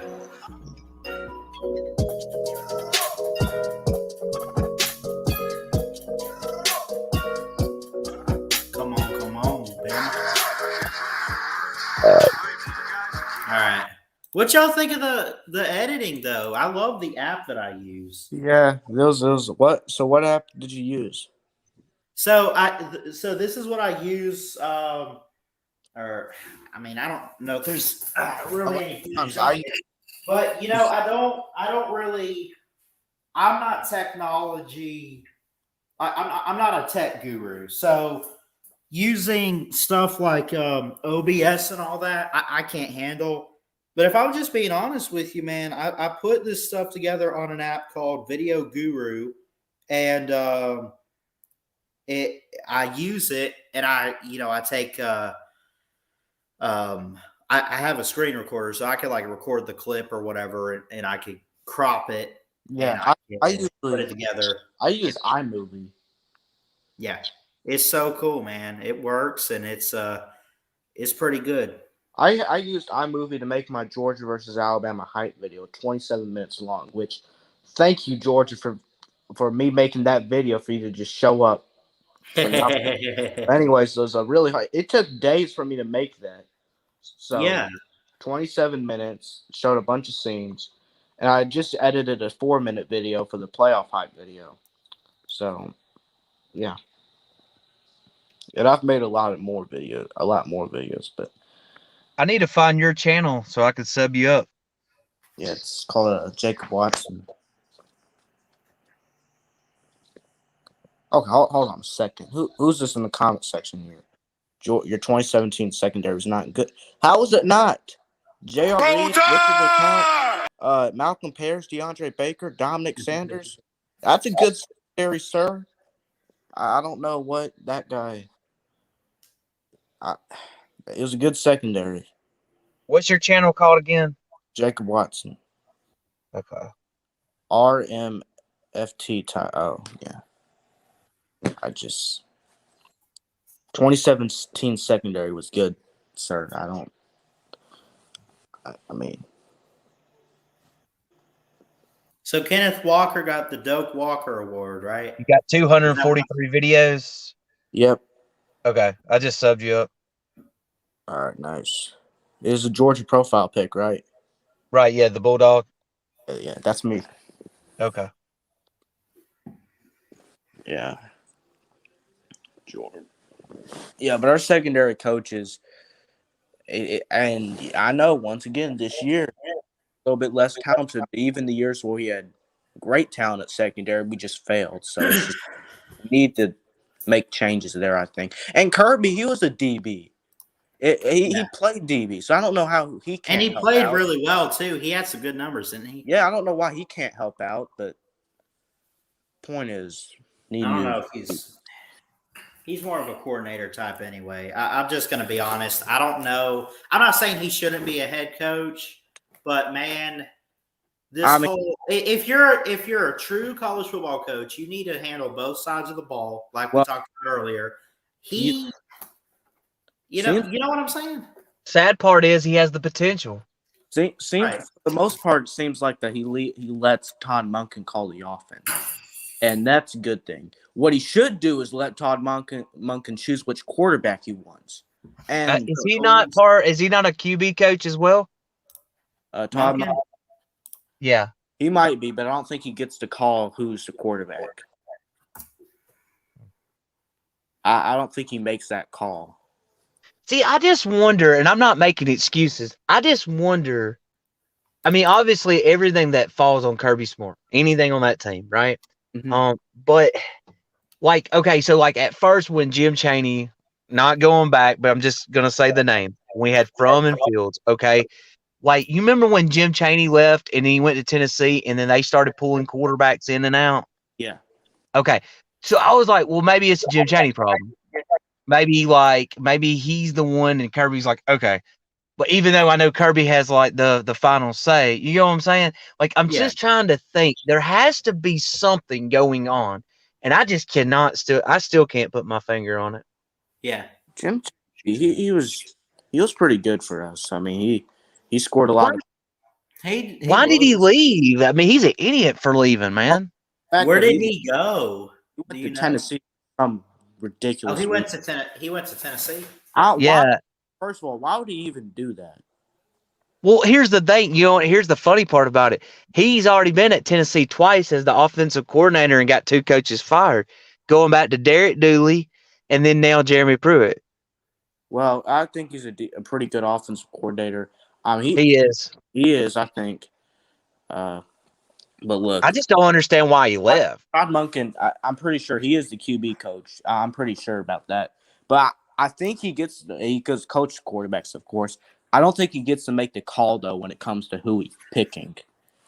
I think Kirby makes all the depth chart moves, but he'll let Todd Monken coach the offense in terms of play calling. And on defense, Kirby's making all the adjustments, and Dan Lanning and Will Muschamp help out a little bit. Right. Todd Monken's the offensive coordinator and the quarterback's coach. Yes. I'm not doing that, Crimson. Come on. Kirby's just see, Todd Monken can't even run the air raid offense. Like, that's what's so weird about it. Like, yeah, he's an air raid guy. He can't even run his system that he wants to run that Georgia was supposed to hire him for to bring him in and do all this. He's had to change everything. And I'm just going to be honest. I don't really want to run an air raid system because Georgia's not really Georgia's a running school. I mean, I'd like to pass the ball a lot and all that, but air raid no, I don't. Well, see, here's my thing about it real fast. Like, okay, don't get me wrong. I love JT. Like, JT Daniels, like, I'm not denying he's not the best quarterback on the squad. That's not what I'm saying, okay? That's what concerns me with JT Daniels. He can't run, and we don't really have a running game with JT Daniels. So if we're going to be an air raid offense, JT's that guy, in my opinion. If we're not going to run it, then JT, this may not be the school for him. Well, I think JT is more of a spread guy. I don't think he's necessarily an air raid quarterback, but I don't really like the air raid. Like, for a school like Mississippi State, Texas Tech, Washington State, like Mike Leach, the schools he goes to, okay, an air raid's good for that because those schools, they're less talented, so it gives them a little bit of a gimmick and all that. But for a school like Georgia, no. I don't like the air raid offense. Right.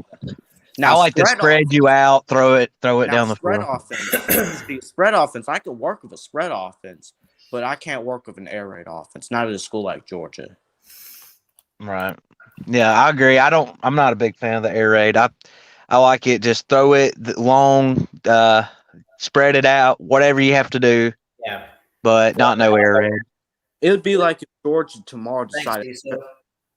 If it's like the air raid's a gimmick, it'd be like if Georgia tomorrow decided to do what Tennessee's doing and run a hurry-up offense. Like, that's a gimmick. Tennessee does that because they're less talented. Or we go. I'm going to be, I've said this before, and I'll say it again.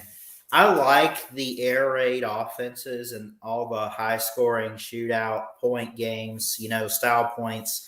I like that, but I'm more of an old-school, hard-hitting nose tackle, get your feet in the ground, get in the dirt, defense type of football. That's how I am. I'm kind of an old-school traditionalist with this stuff, I mean, you just first off, you want your team to do good. You don't care how they do it. You want them to go win a title. Obviously, I'll say that about Alabama. But Man, I prefer the defensive side of the ball more, honestly. I kind of balanced on both, but and air raid offense, I like watching those types of offenses. Don't get it wrong. I just don't want us to run it because Georgia's too good of a program for stuff like that. Again, well, Georgia's on their third offensive coordinator in Kirby, so I don't think Kirby will be. I don't think he'll go and get another offensive coach. What do you think about Todd Monken? Do you think he's a good offensive coach for Georgia or what? Yeah, he's a great offensive coordinator. Yeah, he's probably the best one we've had since Mike Bobo. But Kirby needs to let Todd make the calls on the card area. Here's a good point. Benji Holland in the comments here. Good to see you in here tonight, sir. I think I've seen him around recently. I think he makes a good point. Now, Georgia fans, I know that, you said some stuff about Stetson Bennett, and everybody else is saying JT. Benji Holland says if you want the best for JT, he should probably transfer after this season. I agree. Honestly, I would be concerned if I'm JT Daniels if he goes and let's say Kirby decides, yeah, we're going to put you back in. You're healthy. You're ready to go. I'd be concerned with what they're going to be doing with him offensive and play calling wise. Because I mean, JT, in terms of him, his best decision is to transfer. Well, his best decision is to be a graduate transfer, maybe to Ole Miss. Okay. Ooh, you imagine? Lane Kiffin all the way. Lane Kiffin all the way. If he goes to Ole Miss, I'm telling you right now. Yeah, Lane Kiffin. That'd be great. I'd like that. Yeah, that'll be a good addition. Spencer Rattler might go there. So that's what I've been hearing a lot about. Spencer Rattler has his eyes on Ole Miss. Okay, that Hazelwood guy, he's going to Tennessee, isn't he? Which one? The guy from Oklahoma. The Hazelwood guy. I don't know. Are you talking about the wide receiver?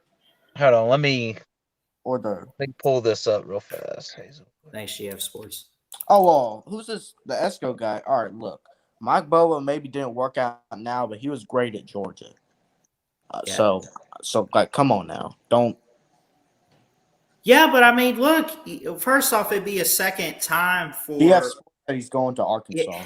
It would be a second transfer for JT Daniels, which someone remind me. So, with JT Daniels, what happened at USC that he left? Was it just one of those he just wasn't getting the chance to start? Did they not? Was he not good there? What happened? He left USC because they chose Keon Slovis over him. Okay. But he had also an ACL and a torn meniscus. I believe it's what it's called. Right. So it held him back anyway. So I mean, it was a nasty, gruesome injury, bad. But when he did come back, they took the other guy. Yeah, it wasn't one of those situations where it's like, oh well, we don't want to start you. No, I mean he was hurt, so they had no choice but to, pretty much have him on the bench. Listen. For the 2020 season, they announced that their starter was going to be Keon Slovis over JT Daniels. JT Daniels didn't like that. He decided to hit the transfer portal, transferred to Georgia. Now, back then, you had to come up with a reason for why you transferred. I forgot what the reason was, but he came up with something and was able to transfer. Now they just let you transfer. Yeah, but back then you had to come up with a reason. So I don't know what it was. My medical transfer, maybe? I don't know. Medical maybe. Yeah, something like that. Is it gray shirted or something like that? That's what red shirt. I remember that's what they used to say back in the day. Like if you get an injury, you could get a year of eligibility back due to being gray shirted or something like that. Yeah, that does exist, actually. But speaking of quarterbacks in the transfer portal, if I'm Dabo Swinney, that's what I'm instantly doing after this season. I mean, look, I'm not saying that DJ's not talented, but I think you got to take a chance and just say maybe he's not what's best for the offense. I don't know. You got Spencer Rattler in the transfer portal. Dude, if he got a guy like Spencer Rattler to Clemson, that might Well, I don't know how I would feel if JT Daniels transferred to Clemson. And personally, I don't think Spencer Rattler. I don't think JT to Clemson. Oh, JT to Clemson.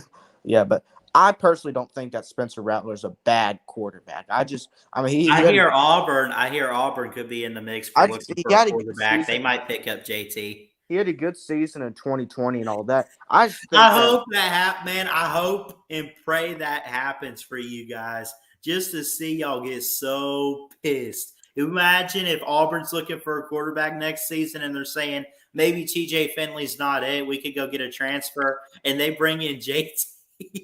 See, I think something that I haven't heard no one say, but for some odd reason, I think this. I think Spencer Rattler is going to transfer to Florida. Ooh. Because I think Florida is going to get a quarterback. Who's I have to disagree with that because I just think he may not, but for some odd reason, I don't know why, but I feel like he is. I don't know. Spencer Rattler, I think, will transfer to these. Billy Napier working with Spencer Rattler. Well, Billy Napier is a wide receivers coach. That was his. Yeah, that's true. But it relates to passing the ball. But it's just like Florida's in the dumpster fire right now. It's Spencer Rattler, a guy like him. He's not going to go to Florida. Here are the two teams where I think he will go to. I think he'll go to Ole Miss or UCLA. Those are the two schools that I think he'll go to, and potentially Clemson. Yeah, because Clemson needs one. I mean, Clemson, they could get him. They could convince JT Daniels, hey, you're not starting at Georgia. Why don't you come over here? They could convince Caleb Williams. I mean, Clemson, there's a lot of potential quarterback transfers. I mean, they can get somebody. They could. Very much so. Let's see what the comments say. Clemson is a 5-star coming in next year. Well, Dabo, he doesn't. I know Clemson is a 5-star coming in next year, but do you really want him starting game one?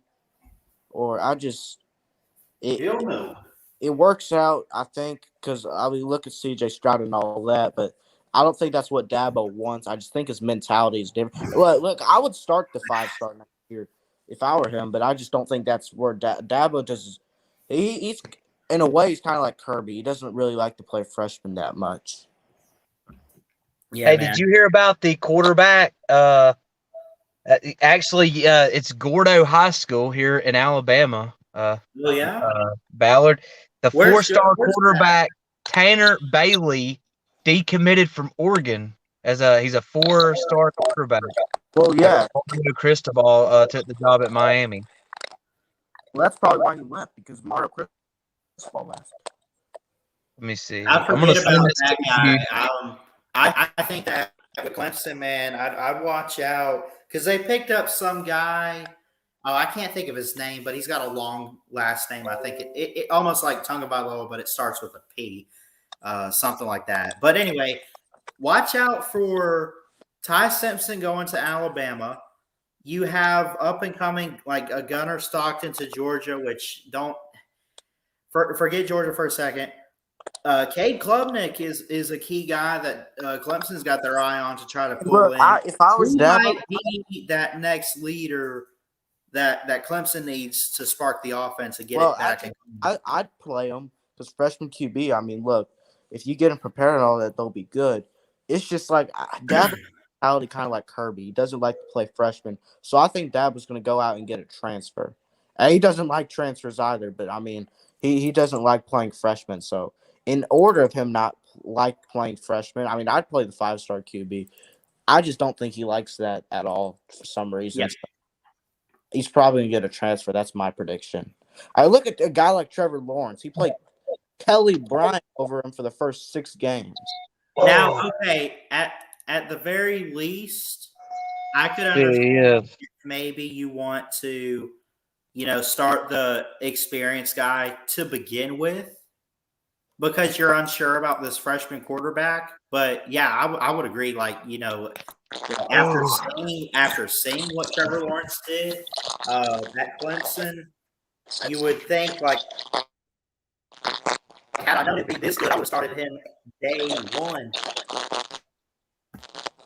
Okay, wait, you're breaking up here now. You good? Oh shoot! Can you hear me? You were breaking up there, but yeah, I hear you clear now. Is it better? I apologize. Yeah, my computer just acted up a little bit. Oh, now you're breaking up. Hold on. Yeah. Still breaking up? Yeah, it's still breaking up. Hold on.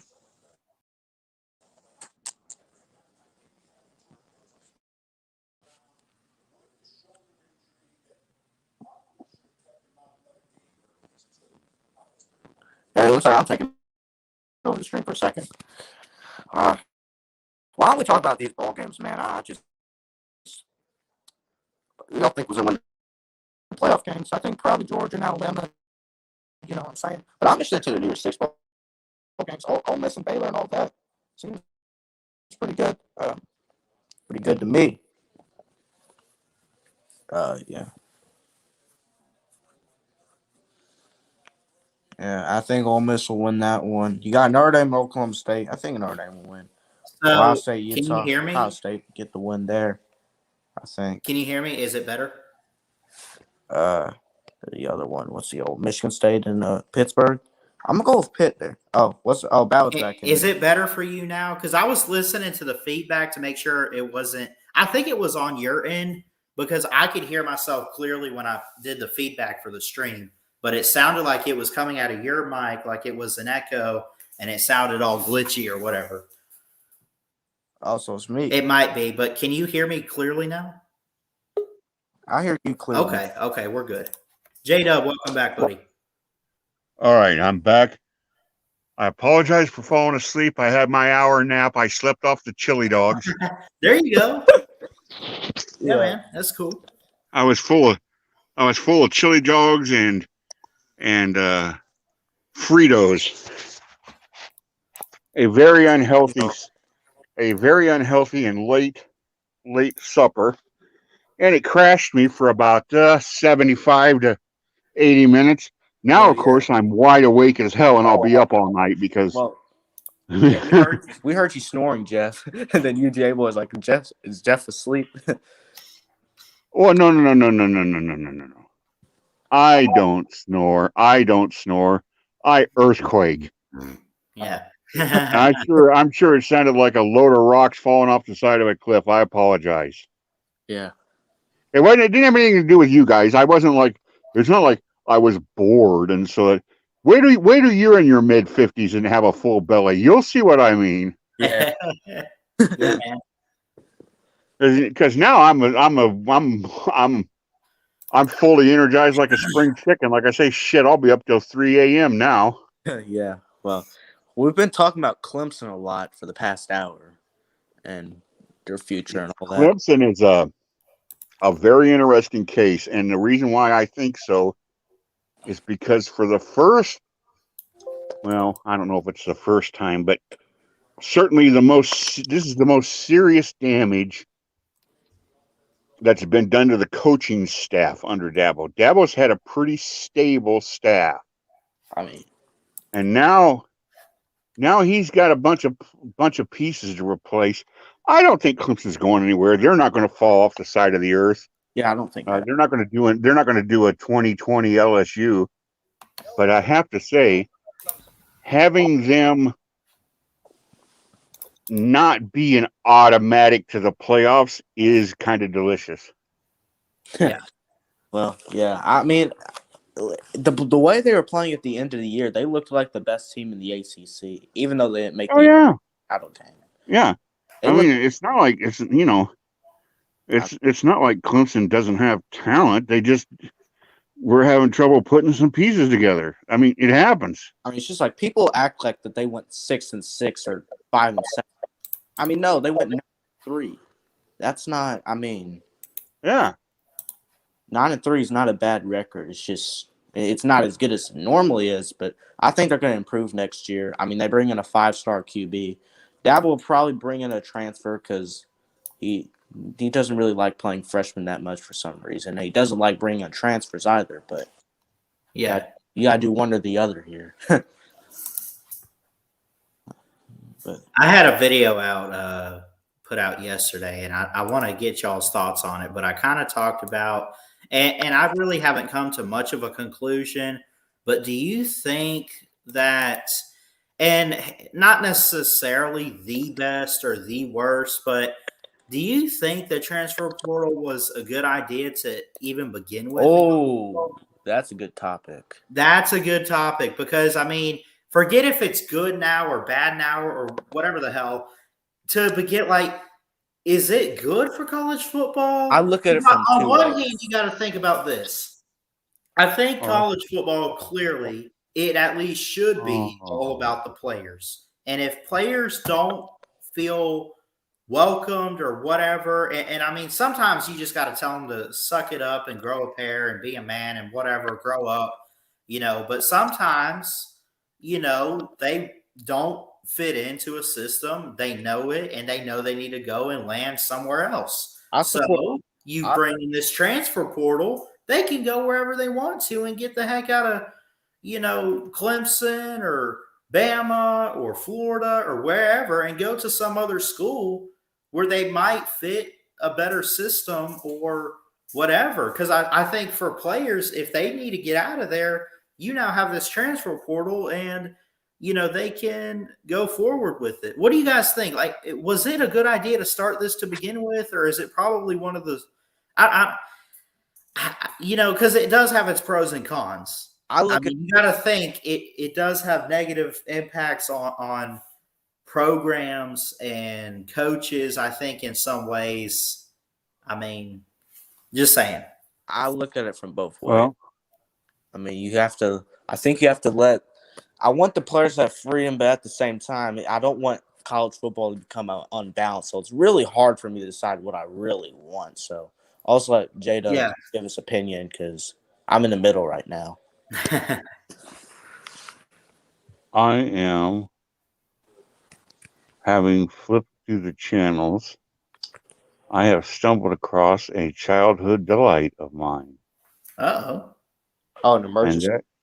And that is Willy Wonka and the Chocolate Factory, and not the stupid one from 4 or 5 years ago. I'm talking about the old one with Gene Wilder wearing the purple coat, the one from like 1972. Yeah, that one. You ever seen that one? The real one? Yeah, the original. Yeah, the good one. Yeah, I've seen it. Yeah, right now, Charlie and Grandpa Joe are in the fizzy lifting drink thing, and they're floating up in all the bubbles, and they're gonna go. They're afraid they're gonna crash into the fan, and they got a burp to go down. Yeah. And this movie has one of my favorite lines in all of movie history. And then it's when Mr. Salt says, "It's a bunch of nonsense." And Wonka leans over to him and says, "A little nonsense now and then is relished by the wisest men." I love that line. A little nonsense now and then is relished by the wisest men. Yep. The transfer portal. It's a hard topic, I think. As a traditionalist, as old-fashioned old fart, I don't like the transfer portal. Okay. But I understand that, if the coaches can just take off and go, why can't a player take off and go? Exactly. If Susie Robinson is not enjoying her time studying mechanical engineering at North Carolina State and decides that she would like to spend the next year at Wake Forest, there's nothing stopping her from just taking her money and going to Wake Forest. I'm in the middle right now. But I think they shouldn't be able to do it more than once. I think you I agree with that because you see it all. I mean, it's not all the time, but I've noticed it's been more recent where players will transfer 2 different times in like a year. Oh yeah, and I also think crap. I did not like that transfer. I also think that the old transfer rule should be in place. That if you transfer inside the conference, you should have to sit out a year. What was it that I don't. That was the old rule. That was the old rule. If you were at the old rule was like if you were the nose guard for Kansas and you transferred to Iowa State, you couldn't play next year. You had to sit out a year because you were going inside the conference. Is that what I was gonna? That's what I was gonna ask because I saw something in the off season where I don't know if it was a rule change, but something about like basically in conference transfers. I don't remember what they changed or what was said this off. The allowed it. They approved it, and that's the thing. Like, okay. That's why we were having conversations about whether Henry To'oTo'o and Eric Gilbert were going to play next year. Yeah. Right. And I also think that there should be a restriction on it. Like you can only transfer between April 1st and June 30th or something like that. You shouldn't be able to just like in the middle of October or you know what I mean? It's got to there should be a time like between now and then. Kind of like what Uncle Lou has said about like the opting out thing, like if you're going to opt out, you're quitting if it's during the season. If it's preseason and you say, I'm not going to play this year, okay. It's like the transfer. If you're going to transfer preseason. Yeah. But if you should know going into the season. You should know already going into the season whether or not you're going to see the field. And if you're not, transfer out. If you are going to see the field, work really, really hard to your potential to keep your starting role. And if you lose it, wait till after the season and redshirt. I think that you should like before all the spring games and all that, that should be your limit to transfer. You shouldn't be able to transfer a month before the season like Eric Gilbert did. That's just ridiculous. Yeah. I mean, and they do have a restriction on that. You can't transfer to a new whatever team you're on May 1st, you have to stay on that team. And I think that's a good rule. You can't be transferring a month before the season. That's just chaotic and crazy. Who joined us? I can't Crimson. That's Crimson. Hey, Crimson Brave, how's it going? What's up, buddy? What's up? What's up, Crimson? Not much, buddy. Yeah, I just and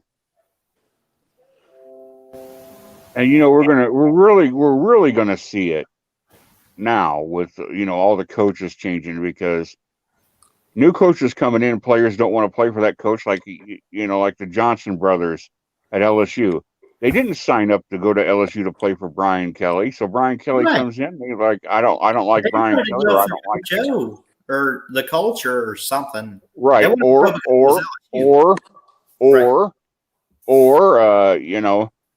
Joe Johnson decided he wanted to play for Lincoln Riley, and now Lincoln Riley is going to a different school, so he's going to go follow Lincoln Riley because he didn't care. He didn't give a damn about Oklahoma. He was going there because of the coach.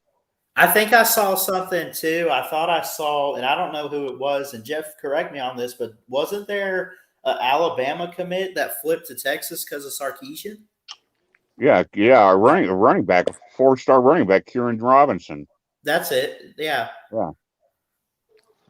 Wow. Yeah. So I mean, look, Bama has lost numerous players to the transfer portal. We've been hit every year. We talk about To'oTo'o and Jameson coming in, and that's true and that's great and good for us, but we've lost a lot of people too.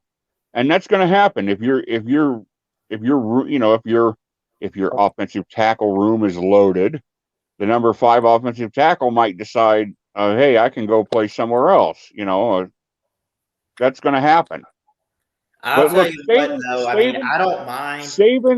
Saban warned everybody about this when they decided to do this. He said, I don't like it. I don't want it. Right. But if you're going to do it, get ready for the rich to, more or less, he said the rich to get, he didn't say it exactly this way, but get ready for the rich to get richer because that's what's going to happen. Rich get that money, man. I'll tell you what, though, I was never more good programs. The good programs are going to be like a magnet and attract the big stars, and it's going to hurt the marginal programs.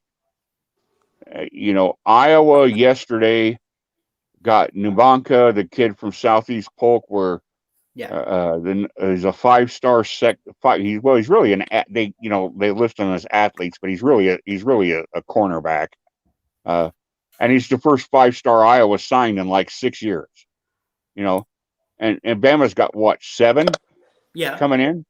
You So talk about all these transfers, and Alabama has lost quite a few players in the transfer portals, and normally I see those players leave, and I'm like, okay, bye, see ya, good luck wherever, like you wish the players luck, but I don't know it, and Jeff, I'm sure you get it, and most of the time you wish him the best of luck. Let me talk about this player real quick, but I don't think I've ever been more hurt or sad, just affected by a transfer than I was when Jalen Hurts left for Oklahoma. And again, look, a lot of Bama fans were upset about it. And again, I don't blame them.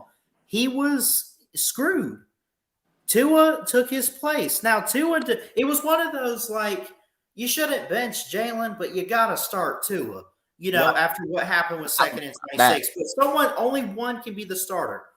So you just had to go with a better player, at least at the time, in Tua Tagovailoa. So then Jalen Hurts is sitting there, but I credit the man for sticking around an extra year and doing what he had to do. He came in the SEC title game, and he led the team to victory. He improved as a passer. He learned from, I think we had Brian Dable or whoever at the time, coaching up the offense, and we had, or maybe it was Loxley, but it doesn't matter. He stuck around when he should have automatically left. He should have already known after that game. No, you need to have a reason. This guy just took my job.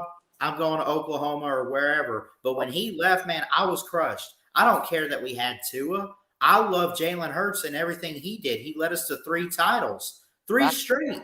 And I say that because, man, did you see? Look, if he doesn't come in that game, Georgia's beating us by like a couple possessions. They're the SEC champs. And I think we had a couple different scenarios where some other conference champions probably would have got in over a 1-loss Bama.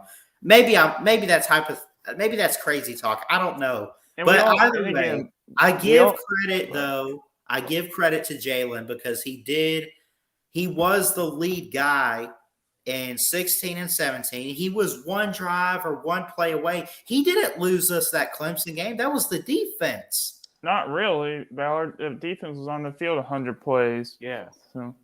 Yeah, well, all I'm saying is that and you can't go for 13 for 31 in the national championship. Can't do that. No. Yeah. Well, all I'll say is this, is that Jalen Hurts, who's doing pretty good with the Eagles, but and I'm always going to pull for him. I think he is the most inspiring and just athlete because, man, a lot of these guys, they lose their starting job. You see it all the time. And it's not even just the quarterback position. But, man, if you lose your starting job, if you're told you're the guy one day and the next day you're told you're going to be 2nd or 3rd string, you're like, oh, hell no, I'm getting out of here. Well, but Jalen stuck around an extra year. He learned and got better as a passer. He improved as a player, his character and everything. Yeah, it took guts for him to do. He should have left off season. He should have left right then and there after the title game, but he stuck around, and I got to credit that man. If that's the kind of guy, that's the kind of guy I want to be, man. I don't want to quit on the team. I want to be there and help the team out no matter what. You could throw me down on the ground 100,000 times. I'm going to get back up and keep fighting. Okay. Jalen did that, and I credit him. Okay, no. First of all, the reason why he stayed is because at the time you had to sit out a year if you transferred. He decided to wait a year and become a graduate transfer because he stayed because he didn't want to sit out a year he stayed so that he would get his degree, which he did. And also, he didn't want to be a quitter. So there were a lot of reasons he stayed. At time you had to sit out a year. So yeah, and we all thought he was in a redshirt that year too. Yeah, he lost that QB battle to Tua. Wasn't that when they changed the redshirt rule? The 4 games. I think so. Well, yeah, this 4 game rules. You can play and then sit out for a year. Yeah, I remember when. What the hell was his name? He played four. He played 4 snaps. He had to come in for Iowa State, and he played 4 snaps of the ball because they didn't have a choice, and it cost him a whole year of eligibility. God, what was his name? Oh, I wouldn't know, honestly. 4 plays, and he lost his redshirt year because of that. Well, that was obviously before 2018. Oh yeah. Oh yeah, yes. This was like 10, 12 years ago. I can't believe I can't remember the kid's name. It's gonna kill you, isn't it? It is. It's gonna drive me absolutely crazy. I can see him. You're gonna come up. We're gonna do a New Year's stream, and you're gonna be like, and you're just gonna blast his name out, and I'll be like, "What are you talking about?" You're gonna be like, "Ballard, on your birthday stream a few weeks back, I couldn't think of that guy from Iowa State." I was happy though that my boy Chuck won the Campbell Award though for the academic Heisman. Yeah. The Walter Campbell Award, which goes to. It's very, very hard to win. That's a very distinguished award. They announced it tonight on ESPN. He got the. Well, they had already announced it, but they did an interview with him and showed him getting it. So good for him. Yeah, 399 in mechanical engineering, and he's already working on his doctorate in mechanical engineering. Well, J-Dub, you'll probably know this one. LW wants to know how many games Jalen Milroe played in. 4. Is it 4? Jalen Milroe. He played Miami, Mercer, Southern Miss, and New Mexico State. Okay. Oh, okay. Yeah, he didn't. Milroe did not lose any eligibility. No. Now, if he played another game, he would. Yeah. Yeah, but I mean, and Ballard, I'm just gonna be real honest with you. If the transfer rule was different and you were allowed to instantly transfer, because at the time it was with the Jalen Hurts thing and all that, if he was allowed to transfer instantly to another school and play, he probably would have done it. Just being honest with you. Yeah, I agree. I agree, and I wouldn't have blamed him. He probably would have done it. So, but y'all remember the Bama Louisville game pretty well, don't y'all?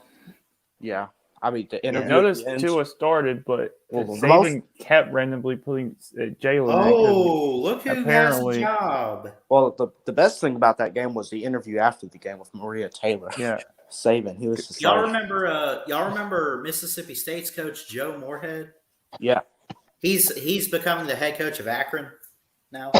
Yeah. Not that anyone cares, but I just figured if any Akron fans are out there for some ungodly reason, come on, there you go. Shout out. Come on, down. Akron fans. I'm trolling. I'm just messing. You're a terrible troll, Ballard.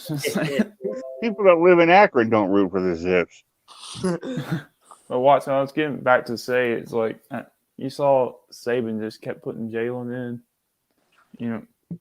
He was still trying to make whatever competition there was. But, I mean, if you watch, you just knew it was Tua's job. Yeah.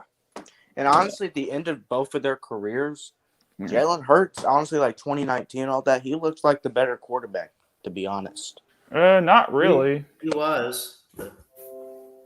I think it's close, but I don't agree. Okay, that's fair. I saw Jalen overthrow a lot of passes, even at Oklahoma. I'm really the whole Jalen Tua thing is really tough for me because I look at the numbers and I know what I saw with my eyes, and I know that was a much bigger runner, no question. Yeah, I know that Tua was the better talent. It's close, but I'm so in love with Hurts's character. Yes. And his leadership. And I was never sold on Tua as a championship quarterback. I mean, yes, Oh, he not threw even the second. close. Yes, he threw the second and 26, That but was he long. never struck me. And this was just a gut feeling. There's no way you can't look at a number, you can't look at a game and go, aha. It was just a gut feeling that he didn't have the winner. Right. Well, he also was put in the right. He didn't have the inside whatever it is that Hurts had. So I was never on any stream or anywhere blabbing him up, talking him up. Nope. Yeah, just. Well, both were systematic, and Tua just had he had an it factor, but he had playmakers around him that helped him. Well, it's not like Tua was a Spencer Rattler where he has a terrible attitude. So, Tua's humble as it gets, man. I love his character. Good Christian man. You want to meet the guy. And he's doing okay with the Dolphins. He's not see what I liked. He's doing what good. I liked about Hurts was that I saw in Hurts what I saw in AJ, which was the man he died hard. He was humble, and he died hard, and he fought to the bitter end, and he never complained, never bitched, and he was a leader. Those teams, those 3 years that McCarron started, he owned those teams. Those teams would have followed him into the fires of hell. They were absolutely sold on him as their leader. Nolan, Cooper, all of them, yeah. And the teams that Hurts was the starter for were the same way. They just had that leadership intangible that's so hard to put your finger on. Mac Jones had it too, not to the same level, but he had it. Yeah. So what Mac Jones had was just an incredible ability to read the defense instantaneously and get rid of the ball. And great accuracy. He surprised the hell out of me. Yeah. I was pleasantly surprised. See, I agree with everything that Jeff said, but Jeff, can I ask you, did Tua really do anything that was like, that made him look like a terrible leader, or No. He didn't have a bonehead moment or anything like that. I just don't think he just didn't. To me, and it's again. Whoa! I'm not on the team. I'm not in the huddle. I'm not running sprints. He just didn't exude. This is my team. I'm going to take us to. You know what I mean? Is that just true? Hold on. And Hurts just had Hurts, for all his faults and all his mistakes and some of his bonehead decisions or whatever.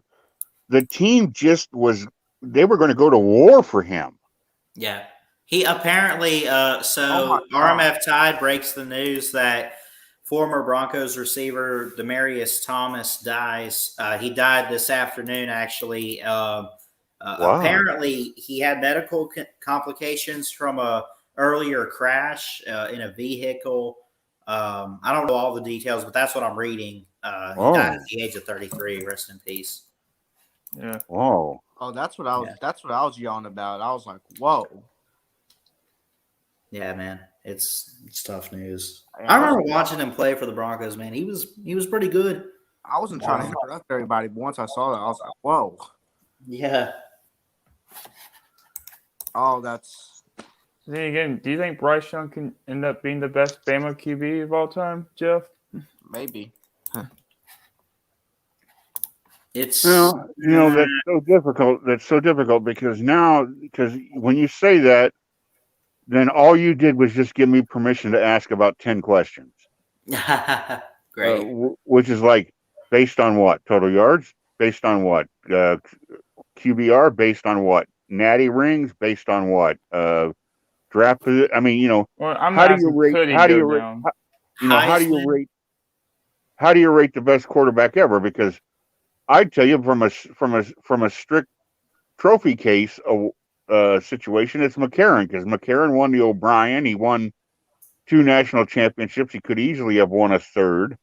He threw for 8,000. He threw for 8,000 yards. He's been in the NFL for almost 10 years. He married the hottest girl in Alabama. His own mother is smoking hot. But then Bart Starr won Super Bowl 1 and 2 and is in the Hall of Fame. Kenny Stabler won a Super Bowl and is in the Hall of Fame. Joe Namath has won a Super Bowl and is in the Hall of Fame. And was according to Bear Bryant, not the best football player, but the best athlete he ever coached. I would say Jay Barker, at the very least, he won the 92 title, and he wasn't he the winningest quarterback as a starter? I think he won 38. I think Barker was 38-3. Yeah. But how about the AP player of the year, though? Man, and Barker married Sarah Evans. Oh, Jeff, I can't believe I brought it up, buddy. And Ballard married Chloe. Shut up. You're gone. I wish. I'm gonna try to get back in the conversation, but geez, that news really hit me hard. But yeah, wow. Listen, I hate to cut it off, man. I can't even believe I've been on here 2 hours, but tell you what, if y'all want to keep talking like in the back room or whatever, but if you just give me a few minutes, I'll give you guys your final words on here, because I do have to get some sleep tonight. I gotta go to work tomorrow morning. And my mom's coming for a visit too, so I'm excited to see her. Do what my Twitter message says. What? I said, do what I said on that Twitter message. Shut up. Do it. Listen, I'll give you guys your final words, and then I'll at least, if y'all got the link or whatever. So, I mean, maybe if y'all want to hang out after, that's fine. I'll probably start my own so I can let people in and out. Yeah, if you're going to start one, Crimson, I'll bow out. So, congratulations, Ballard. Happy birthday. Congratulations. Thanks, we'll talk to everybody later, and roll tide. Awesome. I love y'all. Appreciate you. See you, Crimson. Apologize to George. Apologize, George. Sorry. There. Bye. See ya. Well, folks, that's going to do it. 2 years on YouTube here. I got quite a bit I want to say, quite a bit I want to thank. Before I get off tonight, again, I just want to thank everybody for 2 amazing years here. And I'll tell you what, this year in 2021, it feels like, I don't want to say it's the fast like lightning or whatever. First off, it wasn't as long as 2020. Don't get it wrong. It hasn't been the worst year. It might be the best. I don't know. I mean, it's been ups and downs. I mean, I've mentioned I had a car wreck. I moved out of my parents' house. I didn't want to move up here to begin with, but I mean, it just seemed like, this is where God has me right now, honestly. I got a lot of people in my life that I'm thankful for, that have helped me along the way, that have helped me with YouTube. I love y'all, and I mean that. I got so much I want to say, and again, like when I moved to Alabama in March this year in 2021, dude, leaving my parents, leaving my brother, leaving the dogs, leaving Florida and everyone I know down there behind. I didn't know I was going to make it. I honestly thought, moving to a new house a couple blocks down the street or something. Okay, dude, I'm moving out of the state. I'm moving away from home. I'm coming up here. I didn't know I was going to make it, man. But I realize every day that goes by, man, that this is where I need to be. This is where God has me. And, I just getting out of my comfort zone into what God has for me, what I didn't know, what I couldn't see. It was tough, man. I have been put to the test trying to have faith, trust God. I know He's got a great plan. And I'm telling you, it ain't easy to trust God, but I'm telling you, it's worth it, man.